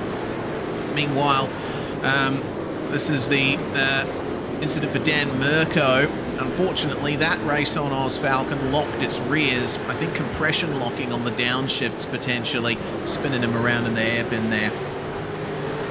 Yeah, that's easily done. That's a really tricky corner, that one, especially in these cars. Obviously, no ABS, no traction control, and a lot of horsepower under your wheels as well. So really hard to keep these beasts tamed. So we've seen the battle for 17th. It's all happening up and down the grid. And Isaac Edwards taking a little shortcut there. A nice safe rejoin from him. But Dion de Graaf, his night is not over. He has come to race, and that is exactly what he's doing. He's getting on the outside of Sean Slater in that Jinx Shifters Commodore, but he's coming right back at him. Nope, he gets it done. He's getting that car. He's really fast, but obviously quite incident prone tonight there, Reese. Yeah, I think that's definition of a few drivers out here tonight. They are obviously very quick over one lap, but struggling for consistency, and consistency is key at Winton. The corners come so thick and fast. Meanwhile, the number 5 of Aidan Kale getting past Dan Stevens, not without a bit of contact in turns 1 and 2. Stevens goes around. He's not going to be too happy with that. Fortunately, there is a gap for him to get back going, but he'll be absolutely fuming at that incident. Yeah, watch that heart rate monitor might start coming up a little bit. Currently sitting at a cool 129. I think I'd be up around 140, 150 if I was him at the moment. But it's easily done there at that curve. You can really bounce the car across it and lose it a little bit. But yeah, he's not really having a good race one. Hopefully he can just get it together and look to make a better result for race 2. As we cut into the replay here, hitting it down the inside is Kale, and yet bounces across the curb and just tag Dan Stevens. And you wouldn't be too happy if you're Dan Stevens, but I think once he sees the replay, he'll go, yeah, I can see how that's pretty easily done. Yeah, always tough to run side by side at Winton. Drive-through penalty, meanwhile, for Caleb Odgers. Contact with Reese Harnell on lap 1. That was one of the many incidents that we saw. So unfortunate there. And Henry King has gotten a 10-second time penalty for the contact with Joe Mahoney that saw him tumbling down the order there. So that's not great for Henry King, who's currently sitting in 8th spot. 10 seconds back at the moment. That's around the area of Joe Mahoney, actually, down in 15th place. So we'll see Henry King get demoted to around that area of the field. Yeah, I think that's a good call from race control. Definitely worth the penalty, and I think 10 seconds is about right for there as well. So we see another penalty coming through. Aidan Kale for that contact with Dan Stevens. He's getting a 10-second post-race as well. That was quick. That was very quick. They were not messing around there. Not the hands might not be as full as what they were for our GT4 TCR runners, but they're up to date at the moment, so that's really well done from the boys in race control. Yeah, certainly. Really on the mark at the moment. We'll keep our eyes peeled on Matt Haywood here as he tries to chase down Aaron Gilbert. These guys were battling for the championship last year. Aaron Gilbert, a double champion in the V8 support category. So he's certainly got a lot of experience running at the front in these machines. You can always count on him for a good result.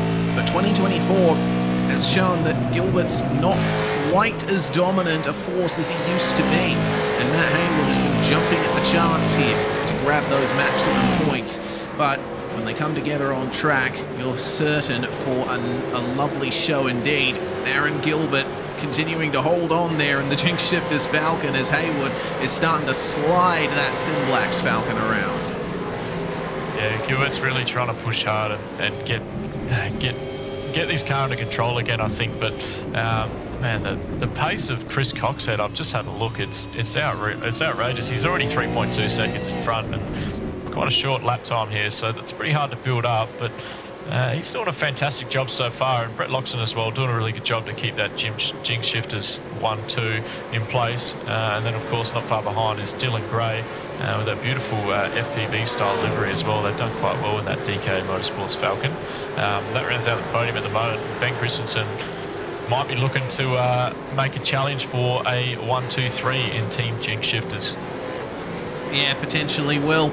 Christensen, of course, was involved with the race control side of V8SCOPS for many, many years, but he's free to race now that OSR have handed over the reins to AOG for administration of V8SCOPS. So I think we might be seeing a bit of a different Ben Christensen to what we usually saw with him having to split his duties between racing and driving the safety car. In any case, Aaron Gilbert still facing off against massive pressure here from Matt Haywood, who's going a bit too deep into those corners. He's lost some time there in the mid-corner.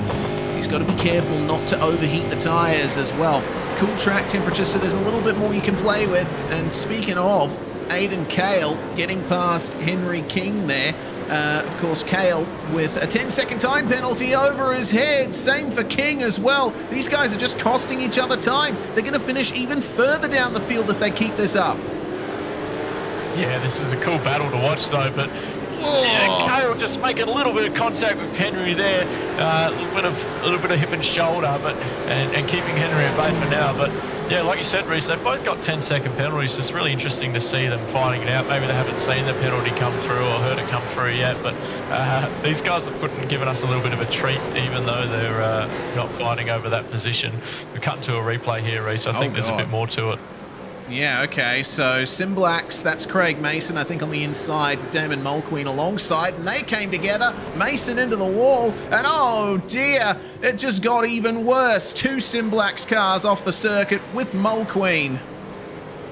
Wow, that was an interesting one. And Mulqueen, after having the cleanest run in TCR for his races, pretty much he's gone to the one extreme to the other, and you just get tangled up everywhere.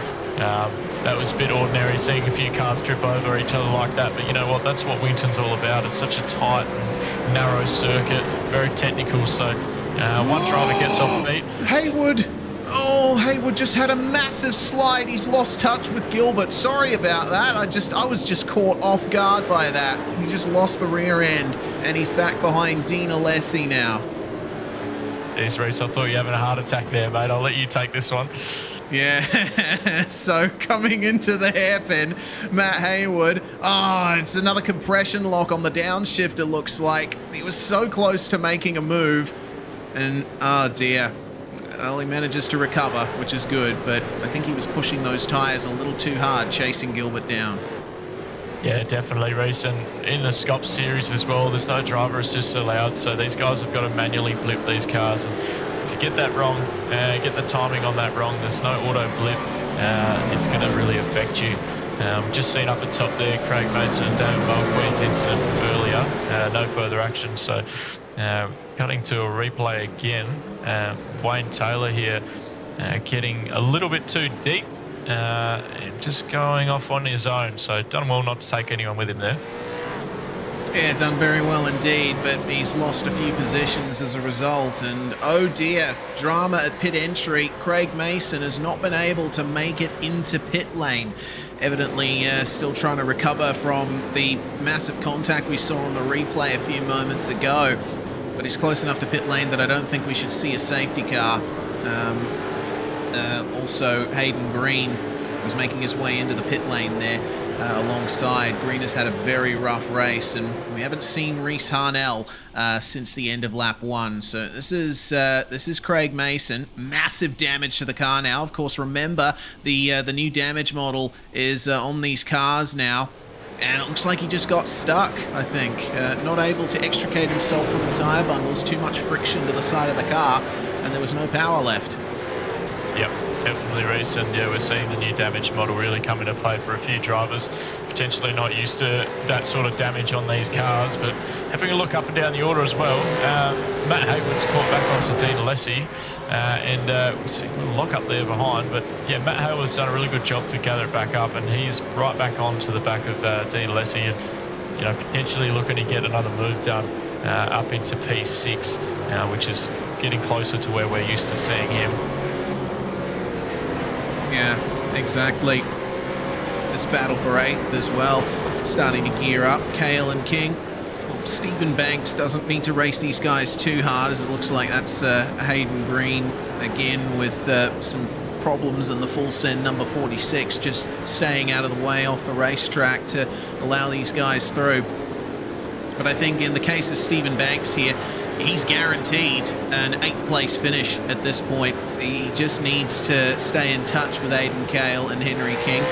We also should probably highlight, as we're about to get the white flag here for our leader Chris Coxhead, the battle for 3rd is far from over as well. Stay on this shot here. We'll see Coxhead come through. Then we got Brett Loxton a ways off, and have a look at how close Dylan Gray and Ben Christensen are. It's not over. It's definitely not over. Dylan Gray's done a great job so far to keep that Falcon out front, but the Roaring Mustang of Ben Christensen really close now. He's starting to get a little bit closer every lap, just inching closer. Potentially, like we said before, a Jinx Shifters 1, 2, 3 would be absolutely fantastic for that team. They did have a lot of drivers in the top 10 of qualifying, and it's definitely been an eventful race, so really been an achievement for them, Reece. Oh yeah, yeah.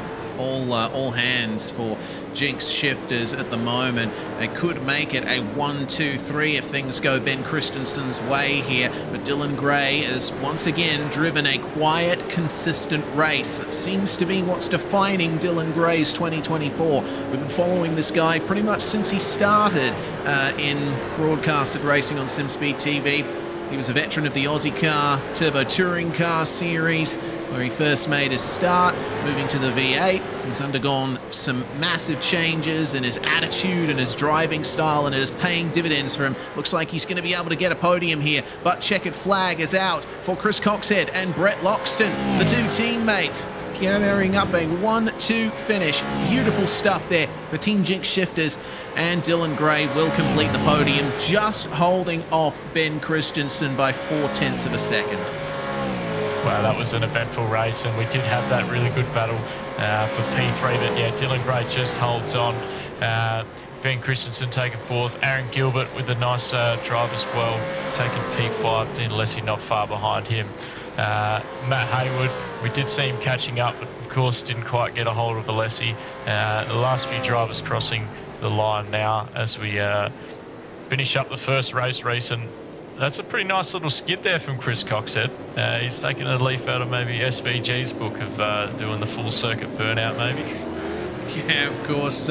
Shane Van Gisbergen, in the early days of Aussies and New Zealanders on iRacing, SVG's pretty tight with the Oceanic Sim Racing crew. They've raced with each other quite a bit, so easy to see where he got that inspiration from. These are your results then. 4 seconds was the gap between Coxhead and Loxton. It seems like Chris is unstoppable today. Dylan Gray completes the podium ahead of Ben Christensen and Aaron Gilbert. Dean Alessi and Matt Haywood round out the top 7. Aidan Cale and Henry King, well, 8th and 9th, but it's going to be a bit lower than that for them with their 10-second post-race penalties. Stephen Banks will round out the top 10 on track. Sean van der Meulen will finish 19 seconds behind ahead of Troy Allen. Only a couple of tenths between Dan Stevens and Joe Mahoney at the end. We missed that with Peter Pavlovich finishing 15th place, 30 seconds behind, and close again between Edwards, Mulqueen and Taylor. Sean Slater and Dion DeGraaf will round out your top 20, and DeGraaf will certainly be hoping for better in race 2.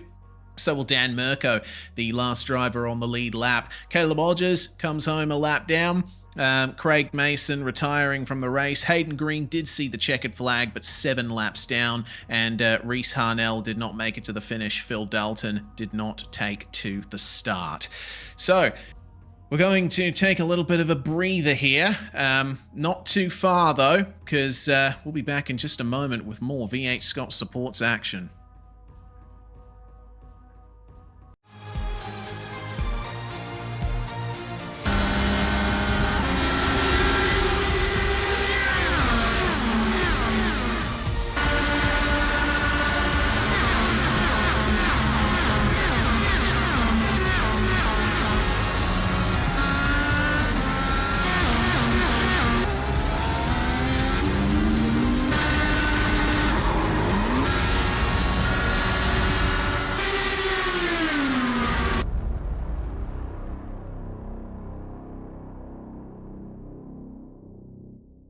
Racing isn't easy, but experiencing it is. iRacing puts you in the driver's seat with the industry's leading sim racing game. Drive on laser scan replicas of the greatest racing circuits from around the world. Go head-to-head against other drivers chosen by skill-based matchmaking to ensure competitive racing at every level.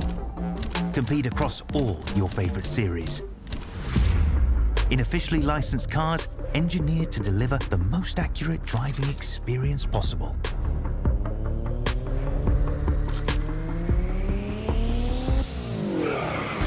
Join a race or host your own with players from across the globe. Race against the computer or in a league with friends. Feel the thrill behind the wheel. Visit iRacing.com.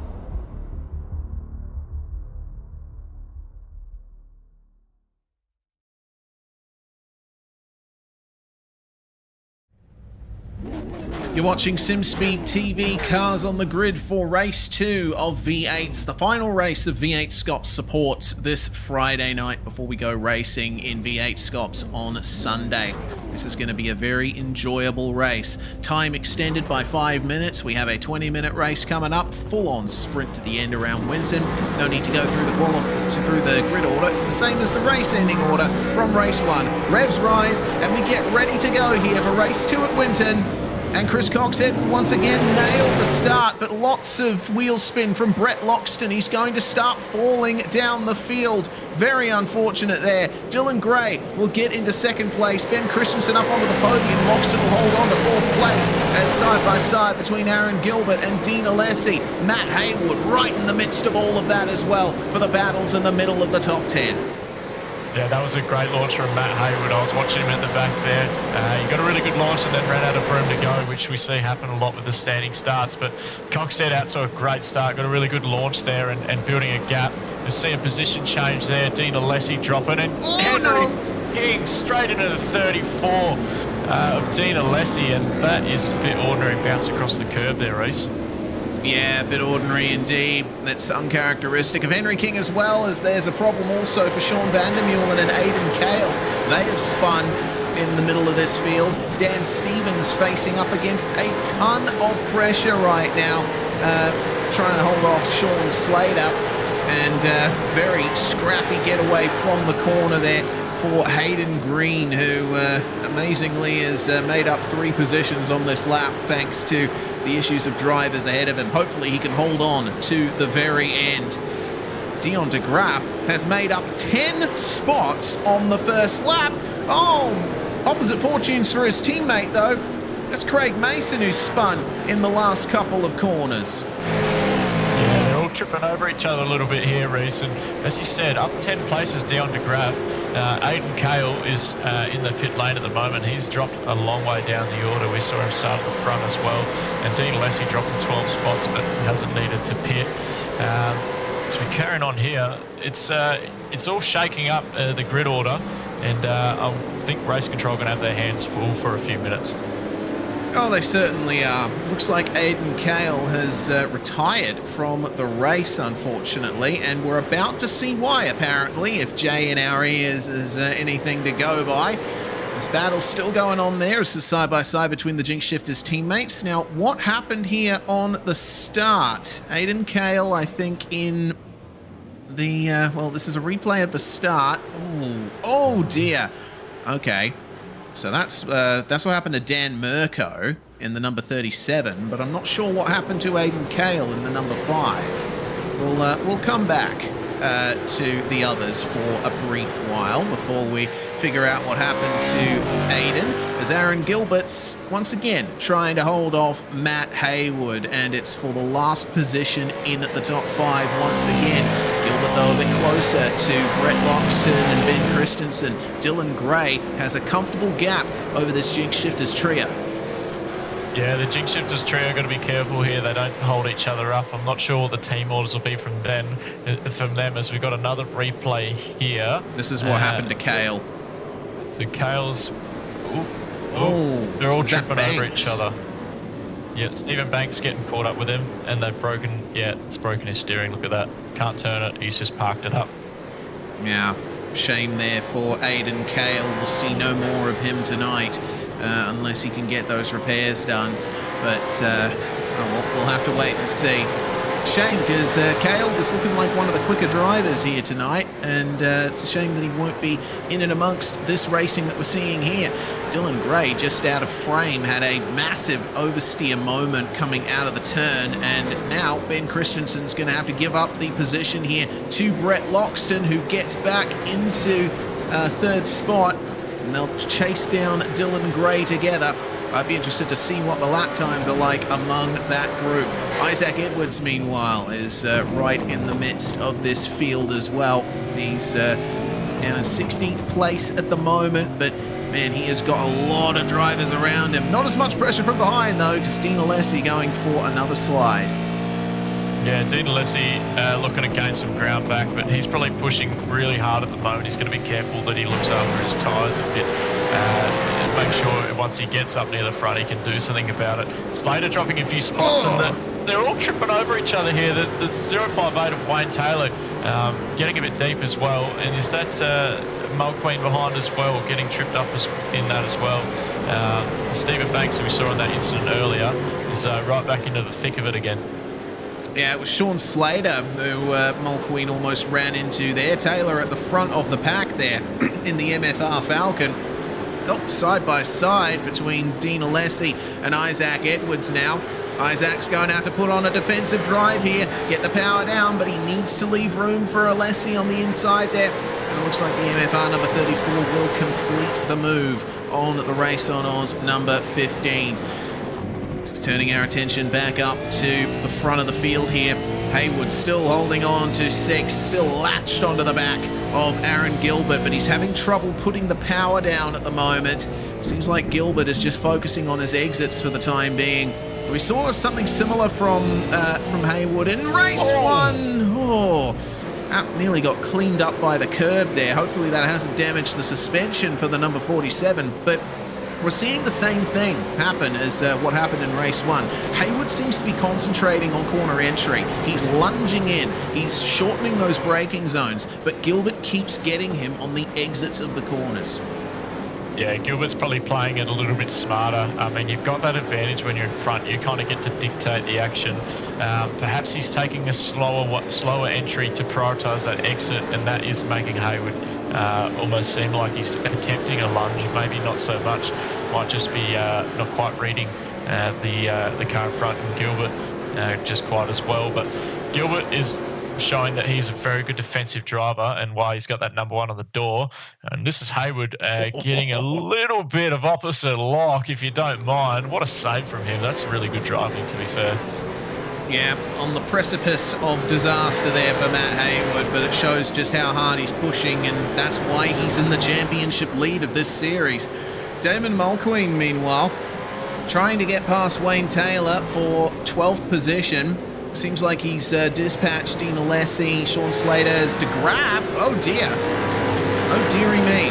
DeGraff with another problem there, and that car doesn't look good. That looks a bit too low down to the ground at the rear. Yeah, we saw him tumbling. Oh, there you go. God. Suspension's broken. Wow. Well, we are really seeing the new damage model on display tonight, and DeGraff, he's going to be disappointed because he's got some really good pace.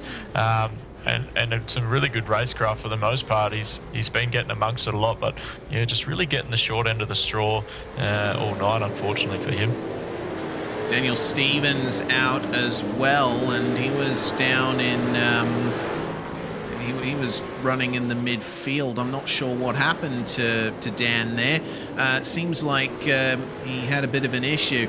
Replay of okay, so we see Stevens approaching this battle here between DeGraff and the number 23 of Troy Allen. This was the fight for around 8th or 9th, and it looks like DeGraff's suspension is already broken at that point, and then Stevens comes through and finishes the job, trying to thread the needle, and then all 3 cars then have issues from there. That's a real shame to see, but like you said, Dean, it is the new damage model in full effect.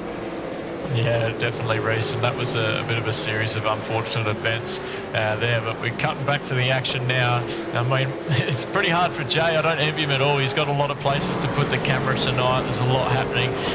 Currently on with Henry King and Joe Mahoney. These 2 guys have been amongst the action all night. Of course, we saw King get that 10-second penalty in the last race, which didn't affect his crit position, as that'll be a post-race penalty, but Joe Mahoney is all over the back of him, but just can't quite get a move done yet, Reece. Yeah, Mahoney's having troubles, isn't he? King, meanwhile, he's lost touch with Matt Haywood and Aaron Gilbert, now 4 seconds behind. Of course, King was involved in a fair amount of drama in the early laps of this race, so that explains why he hasn't quite been able to keep the pace up. So let's see what Mahoney can do to find his way past. Mahoney should be running in the top 5, really. He qualified 5th for race 1, but finished a long way down. And now trying to recover that, fight his way back. 10.5 minutes on the clock as they cross the line. For the time being, it looks like Mahoney will stay behind King, but could soon be a change for second. Brett Loxton has been chipping away at Dylan Gray lap after lap, and there's been a couple of lockups there for Dylan. Let's see if he can hold off Brett. Yeah, Dylan's doing a great job so far. We saw him spoil the Jinx Shifters 1-2-3 party last race, and he's come back with a vengeance. He's going to one-up it, and he's going to ruin the 1-2 party for Jinx in the second race.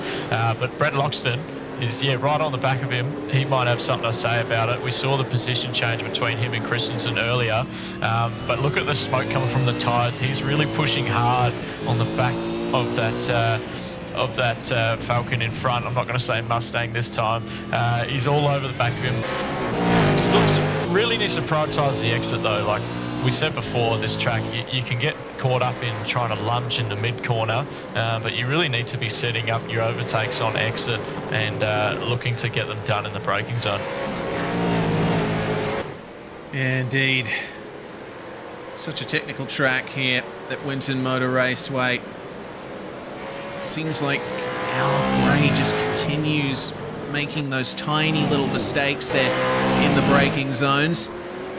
And Loxton, I haven't seen a single lock-up from him since the early laps of the race. He's controlling that car nicely, keeping the tyres down in temperature, which is very important around a track like this. These cars, of course, notorious for having their optimum tyre phase only last about 10 to 15 laps, and on a track like Winton with so many corners, it'll easily have trouble as, oh dear, wow, that was a huge slide from Loxton. He's lost touch with Gray, and now Henry King has to fend off Joe Mahoney even more so. Yeah, Mahoney's really being patient here, but he's got to try and make a move soon because they've been separating and getting back together again like a dysfunctional couple. But Mahoney is, again, all over the back of that Jinx Shifters car. He must be getting a little bit hot under the helmet there, I think, because he knows he should be up in that top 5, top 4 sort of area, but his night's really not gone that way. But Henry King, meanwhile, props to him. He's doing a fantastic job running rear gunner for his teammates in front. I'm not sure if that's by design or not, but he is doing a really good job at holding back Joe Mahoney. Yep, doing fantastically right now. You can see that there may be a tiny little bit of damage to Henry King's car, but he's not letting that slow himself down any. Could only be very subtle, the damage that he has gotten with those minor taps on the first lap, as Isaac Edwards has a spin in the final 2 corners. He'll get back up to speed, but the Commodore will be down on pace for a little bit. Edwards falls down to 17th spot. He was right in the midst of that 15th, 16th place battle, I believe, and having a really good race up until that point. Shame for him. We'll have a look at what happened. And it looks like Vandermeulen trying up the inside there. Not enough overlap, I think, and Isaac Edwards gets spun around. Yeah, just tried to outbrake him, did Vandermeulen, but it didn't quite come off properly. Thought the move was on, but sometimes you just can't pull it off. And once you commit to the braking point, especially in a car like this, that's it. You're not changing your mind. So you've got Mahoney again, still all over the back of Henry King. I'd love to see him get down the inside here, gets the overlap done. That's how you do it at that corner. But Henry King almost coming back at him, but yeah, really well done from Mahoney. But he's sliding out of the last corner there. This could give King a good run into turn 1 race, but maybe not so much. Yeah, it looks like Mahoney was able to recover from the slide nicely. That was a textbook move. That's exactly, as you said, what you want to see coming into that corner. Brilliant pass by Joe Mahoney, who now sits in 7th spot. But he's got a long way ahead to Matt Haywood and another car to negotiate in the midst of all of that. Daniel Stevens, who's made his way back out onto the circuit. This is the onboard of how the move was done. Nice, decisive move, and up the inside he'll go. Henry King almost attempted an over-under there, but Mahoney was holding on to too much momentum, but oh dear, here we go. Momentum gone for Joe Mahoney. It looks like he ran a bit wide in the hairpin. I don't know if King played any part in that, but Henry wants this position back. Yep, Henry's knocking back on the door, and I think he's got a little bit of overlap on the out. No, not quite, but you can't really get it done the outside there anyway, so you just be trying to get a good exit. We'll go to the replay and see what happened. Mahoney was pulling away, and he's coming into the hairpin. We've seen a few drivers make a mistake there, and he's just got on the dirt a little bit and lost it.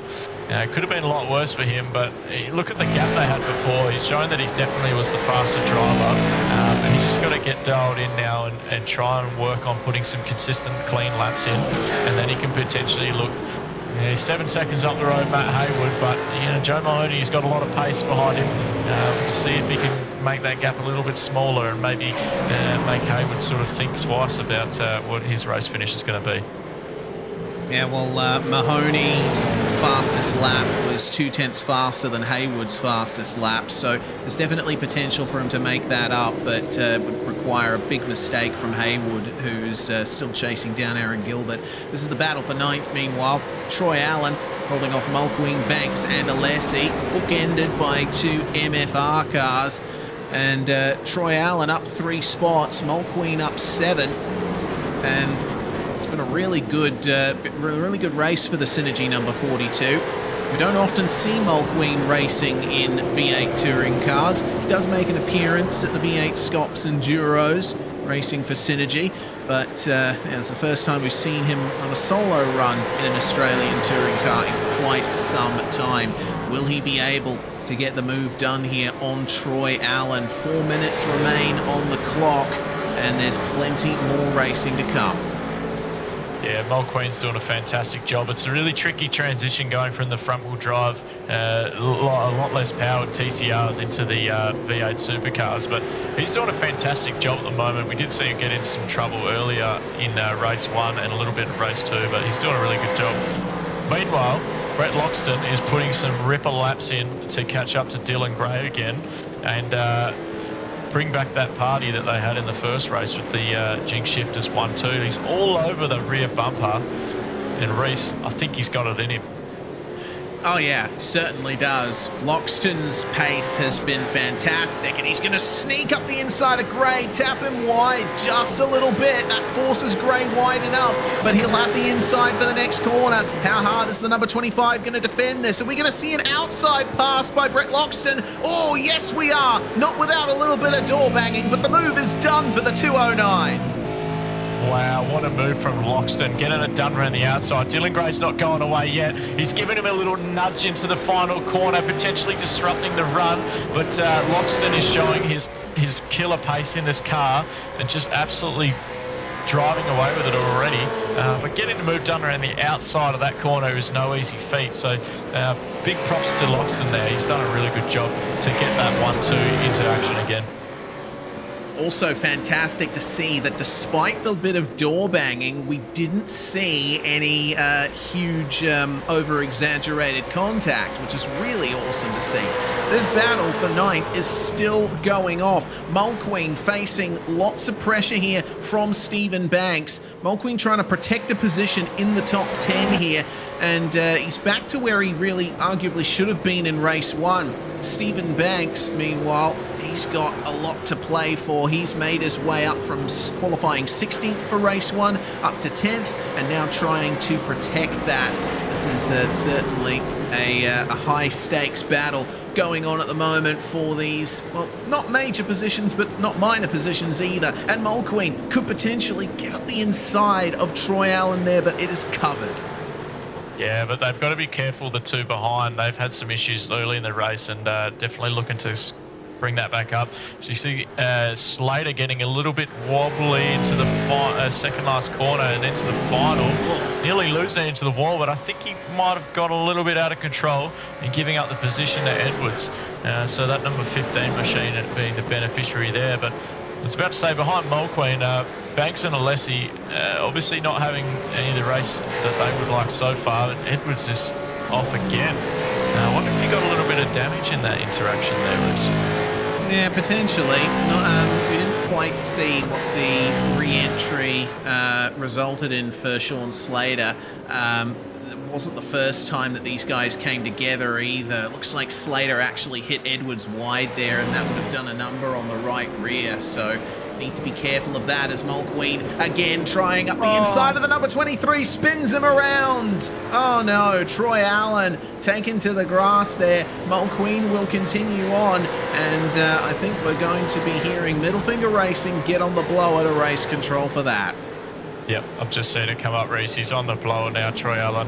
I don't think the move was definitely on, but the overlap was, I don't think it was quite there from that angle. We'll obviously probably should see a replay shortly, but looks like is Mulqueen maybe slowing up a little bit for a redress? Maybe not.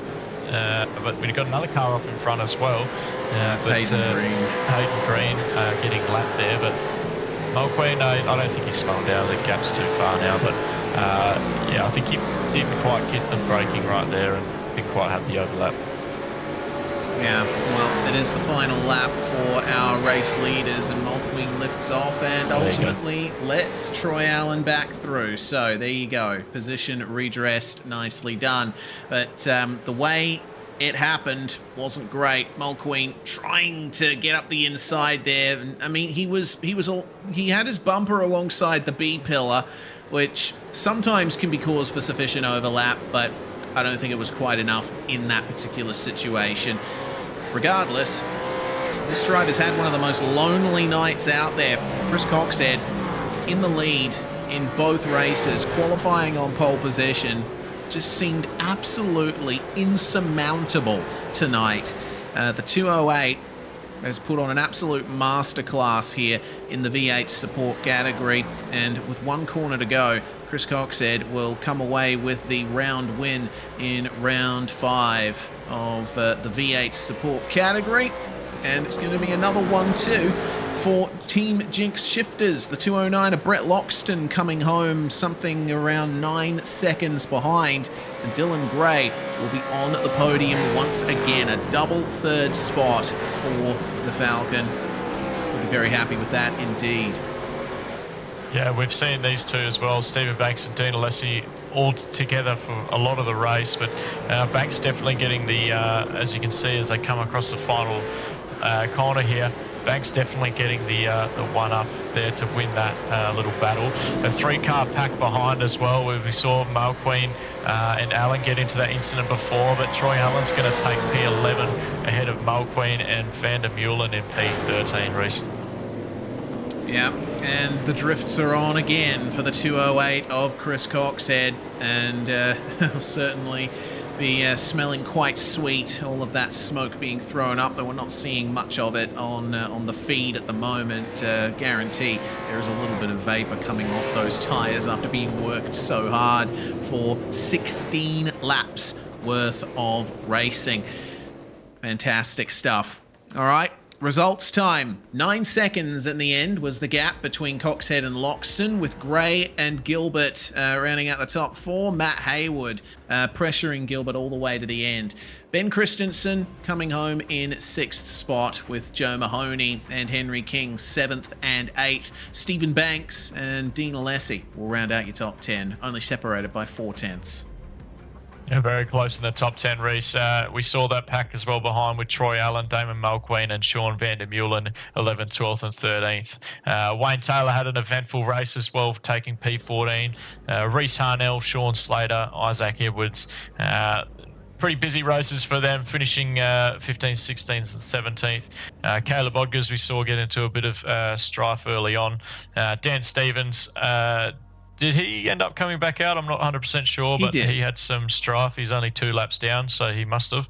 And Hayden Green also finishing 2 laps down in P20. Yeah, Dan Mirko, unfortunately, not making it to the end. Neither did Dion DeGraaf, Craig Mason, Peter Pavlovich, or Aidan Kale. Phil Dalton, once again, present in the server in practice, but did not qualify or start either race. We didn't see a single appearance from the safety car throughout those 2 races in the V8 support category, which is good to see. Nice big sprints all the way to the end. So, with that, we'll move on to interviews. And Chris Coxhead, is going to join us here. Winner of both races. You decided to pop into the V8 support category at Winton here, Chris, and it went pretty much perfectly. Yeah, thanks, Jay. Yeah, love Winton. Good little track. Always I'm a fan of all the small stuff. So figured why not give it a run. And I haven't driven this car for a while. It was good fun to jump back in it. Yeah, I guess, with the full-time campaigns from Aaron Gilbert and Henry King, both you and Brett Loxton had a really good base to work from in terms of the setup. Yeah, 100%. I mean, Brett's been helping the boys out with setup stuff all year. It's not always the case, but, with them running the car regularly, it definitely helps. We're pretty familiar with it. Well, with this success here at Winton, can we expect you to make appearances at future rounds of V8s? That's a real good question. It'll be sort of, I don't know, here or there. Not committing to a full season just yet. When I'm free, I'll jump in for a steer. Otherwise, I'll just stick to the main game. Excellent stuff. All right, Chris. Well, thanks very much for joining us, and congratulations on your victory. Is there anyone you want to shout out before we let you go? Yeah, thanks to all the boys in the team. Thanks to Jinx Shifters and all our sponsors. Thanks to Henry for the support over the years. Yeah. Chris Coxhead, winner of both races tonight, your round winner in his first appearance in the V8 Sport category in quite some time. And it looks like that's all we're going to have time for here today, Dean. But next round, 2 weeks, Belle Isle. Oh man, it's going to be fantastic. Love street circuits. They suit those V8s so well. Can't wait to see how the GT4s and TCRs go there too. Yeah, it'll be a big test for all three car classes, Reese. And I think Detroit Belle Isle, man, it's one of those tracks where things can get pear-shaped very quickly. We saw tonight a few drivers tripping over each other with the curbs and the bumps at Winton, let alone when there's no runoffs or anywhere to escape from, really. If you make a mistake at Belle Isle, it's going to be carnage, I reckon, but it's going to be really awesome. I really can't wait to call that one. Yep, 2 weeks from now is when it's happening, so mark that date in your calendar, the 28th of June, starting at 8 p.m. Australian Eastern Standard Time. And don't forget, we got a pretty big weekend here on SimSpeed TV. We have the iRacing Grand Prix Tour, not to mention Max Bantz, the 26th running of the Max Bantz Open, happening tomorrow night, starting at 7 p.m. Australian Eastern, and then on Sunday, we've got V8SCOPS itself starting at 6 p.m. Australian Eastern on Sunday night. That's our weekend programming here on SimSpeed TV, and we hope to see you there for every second of it, whichever platform you came from, YouTube, Facebook, Twitch, or Kick. We hope you've enjoyed the show. I'm Reese Gardner. Dean Hunt with me in the comms box, and Jay Kennedy pressing all the buttons behind the scenes. We're SimSpeed TV, and we'll see you next time.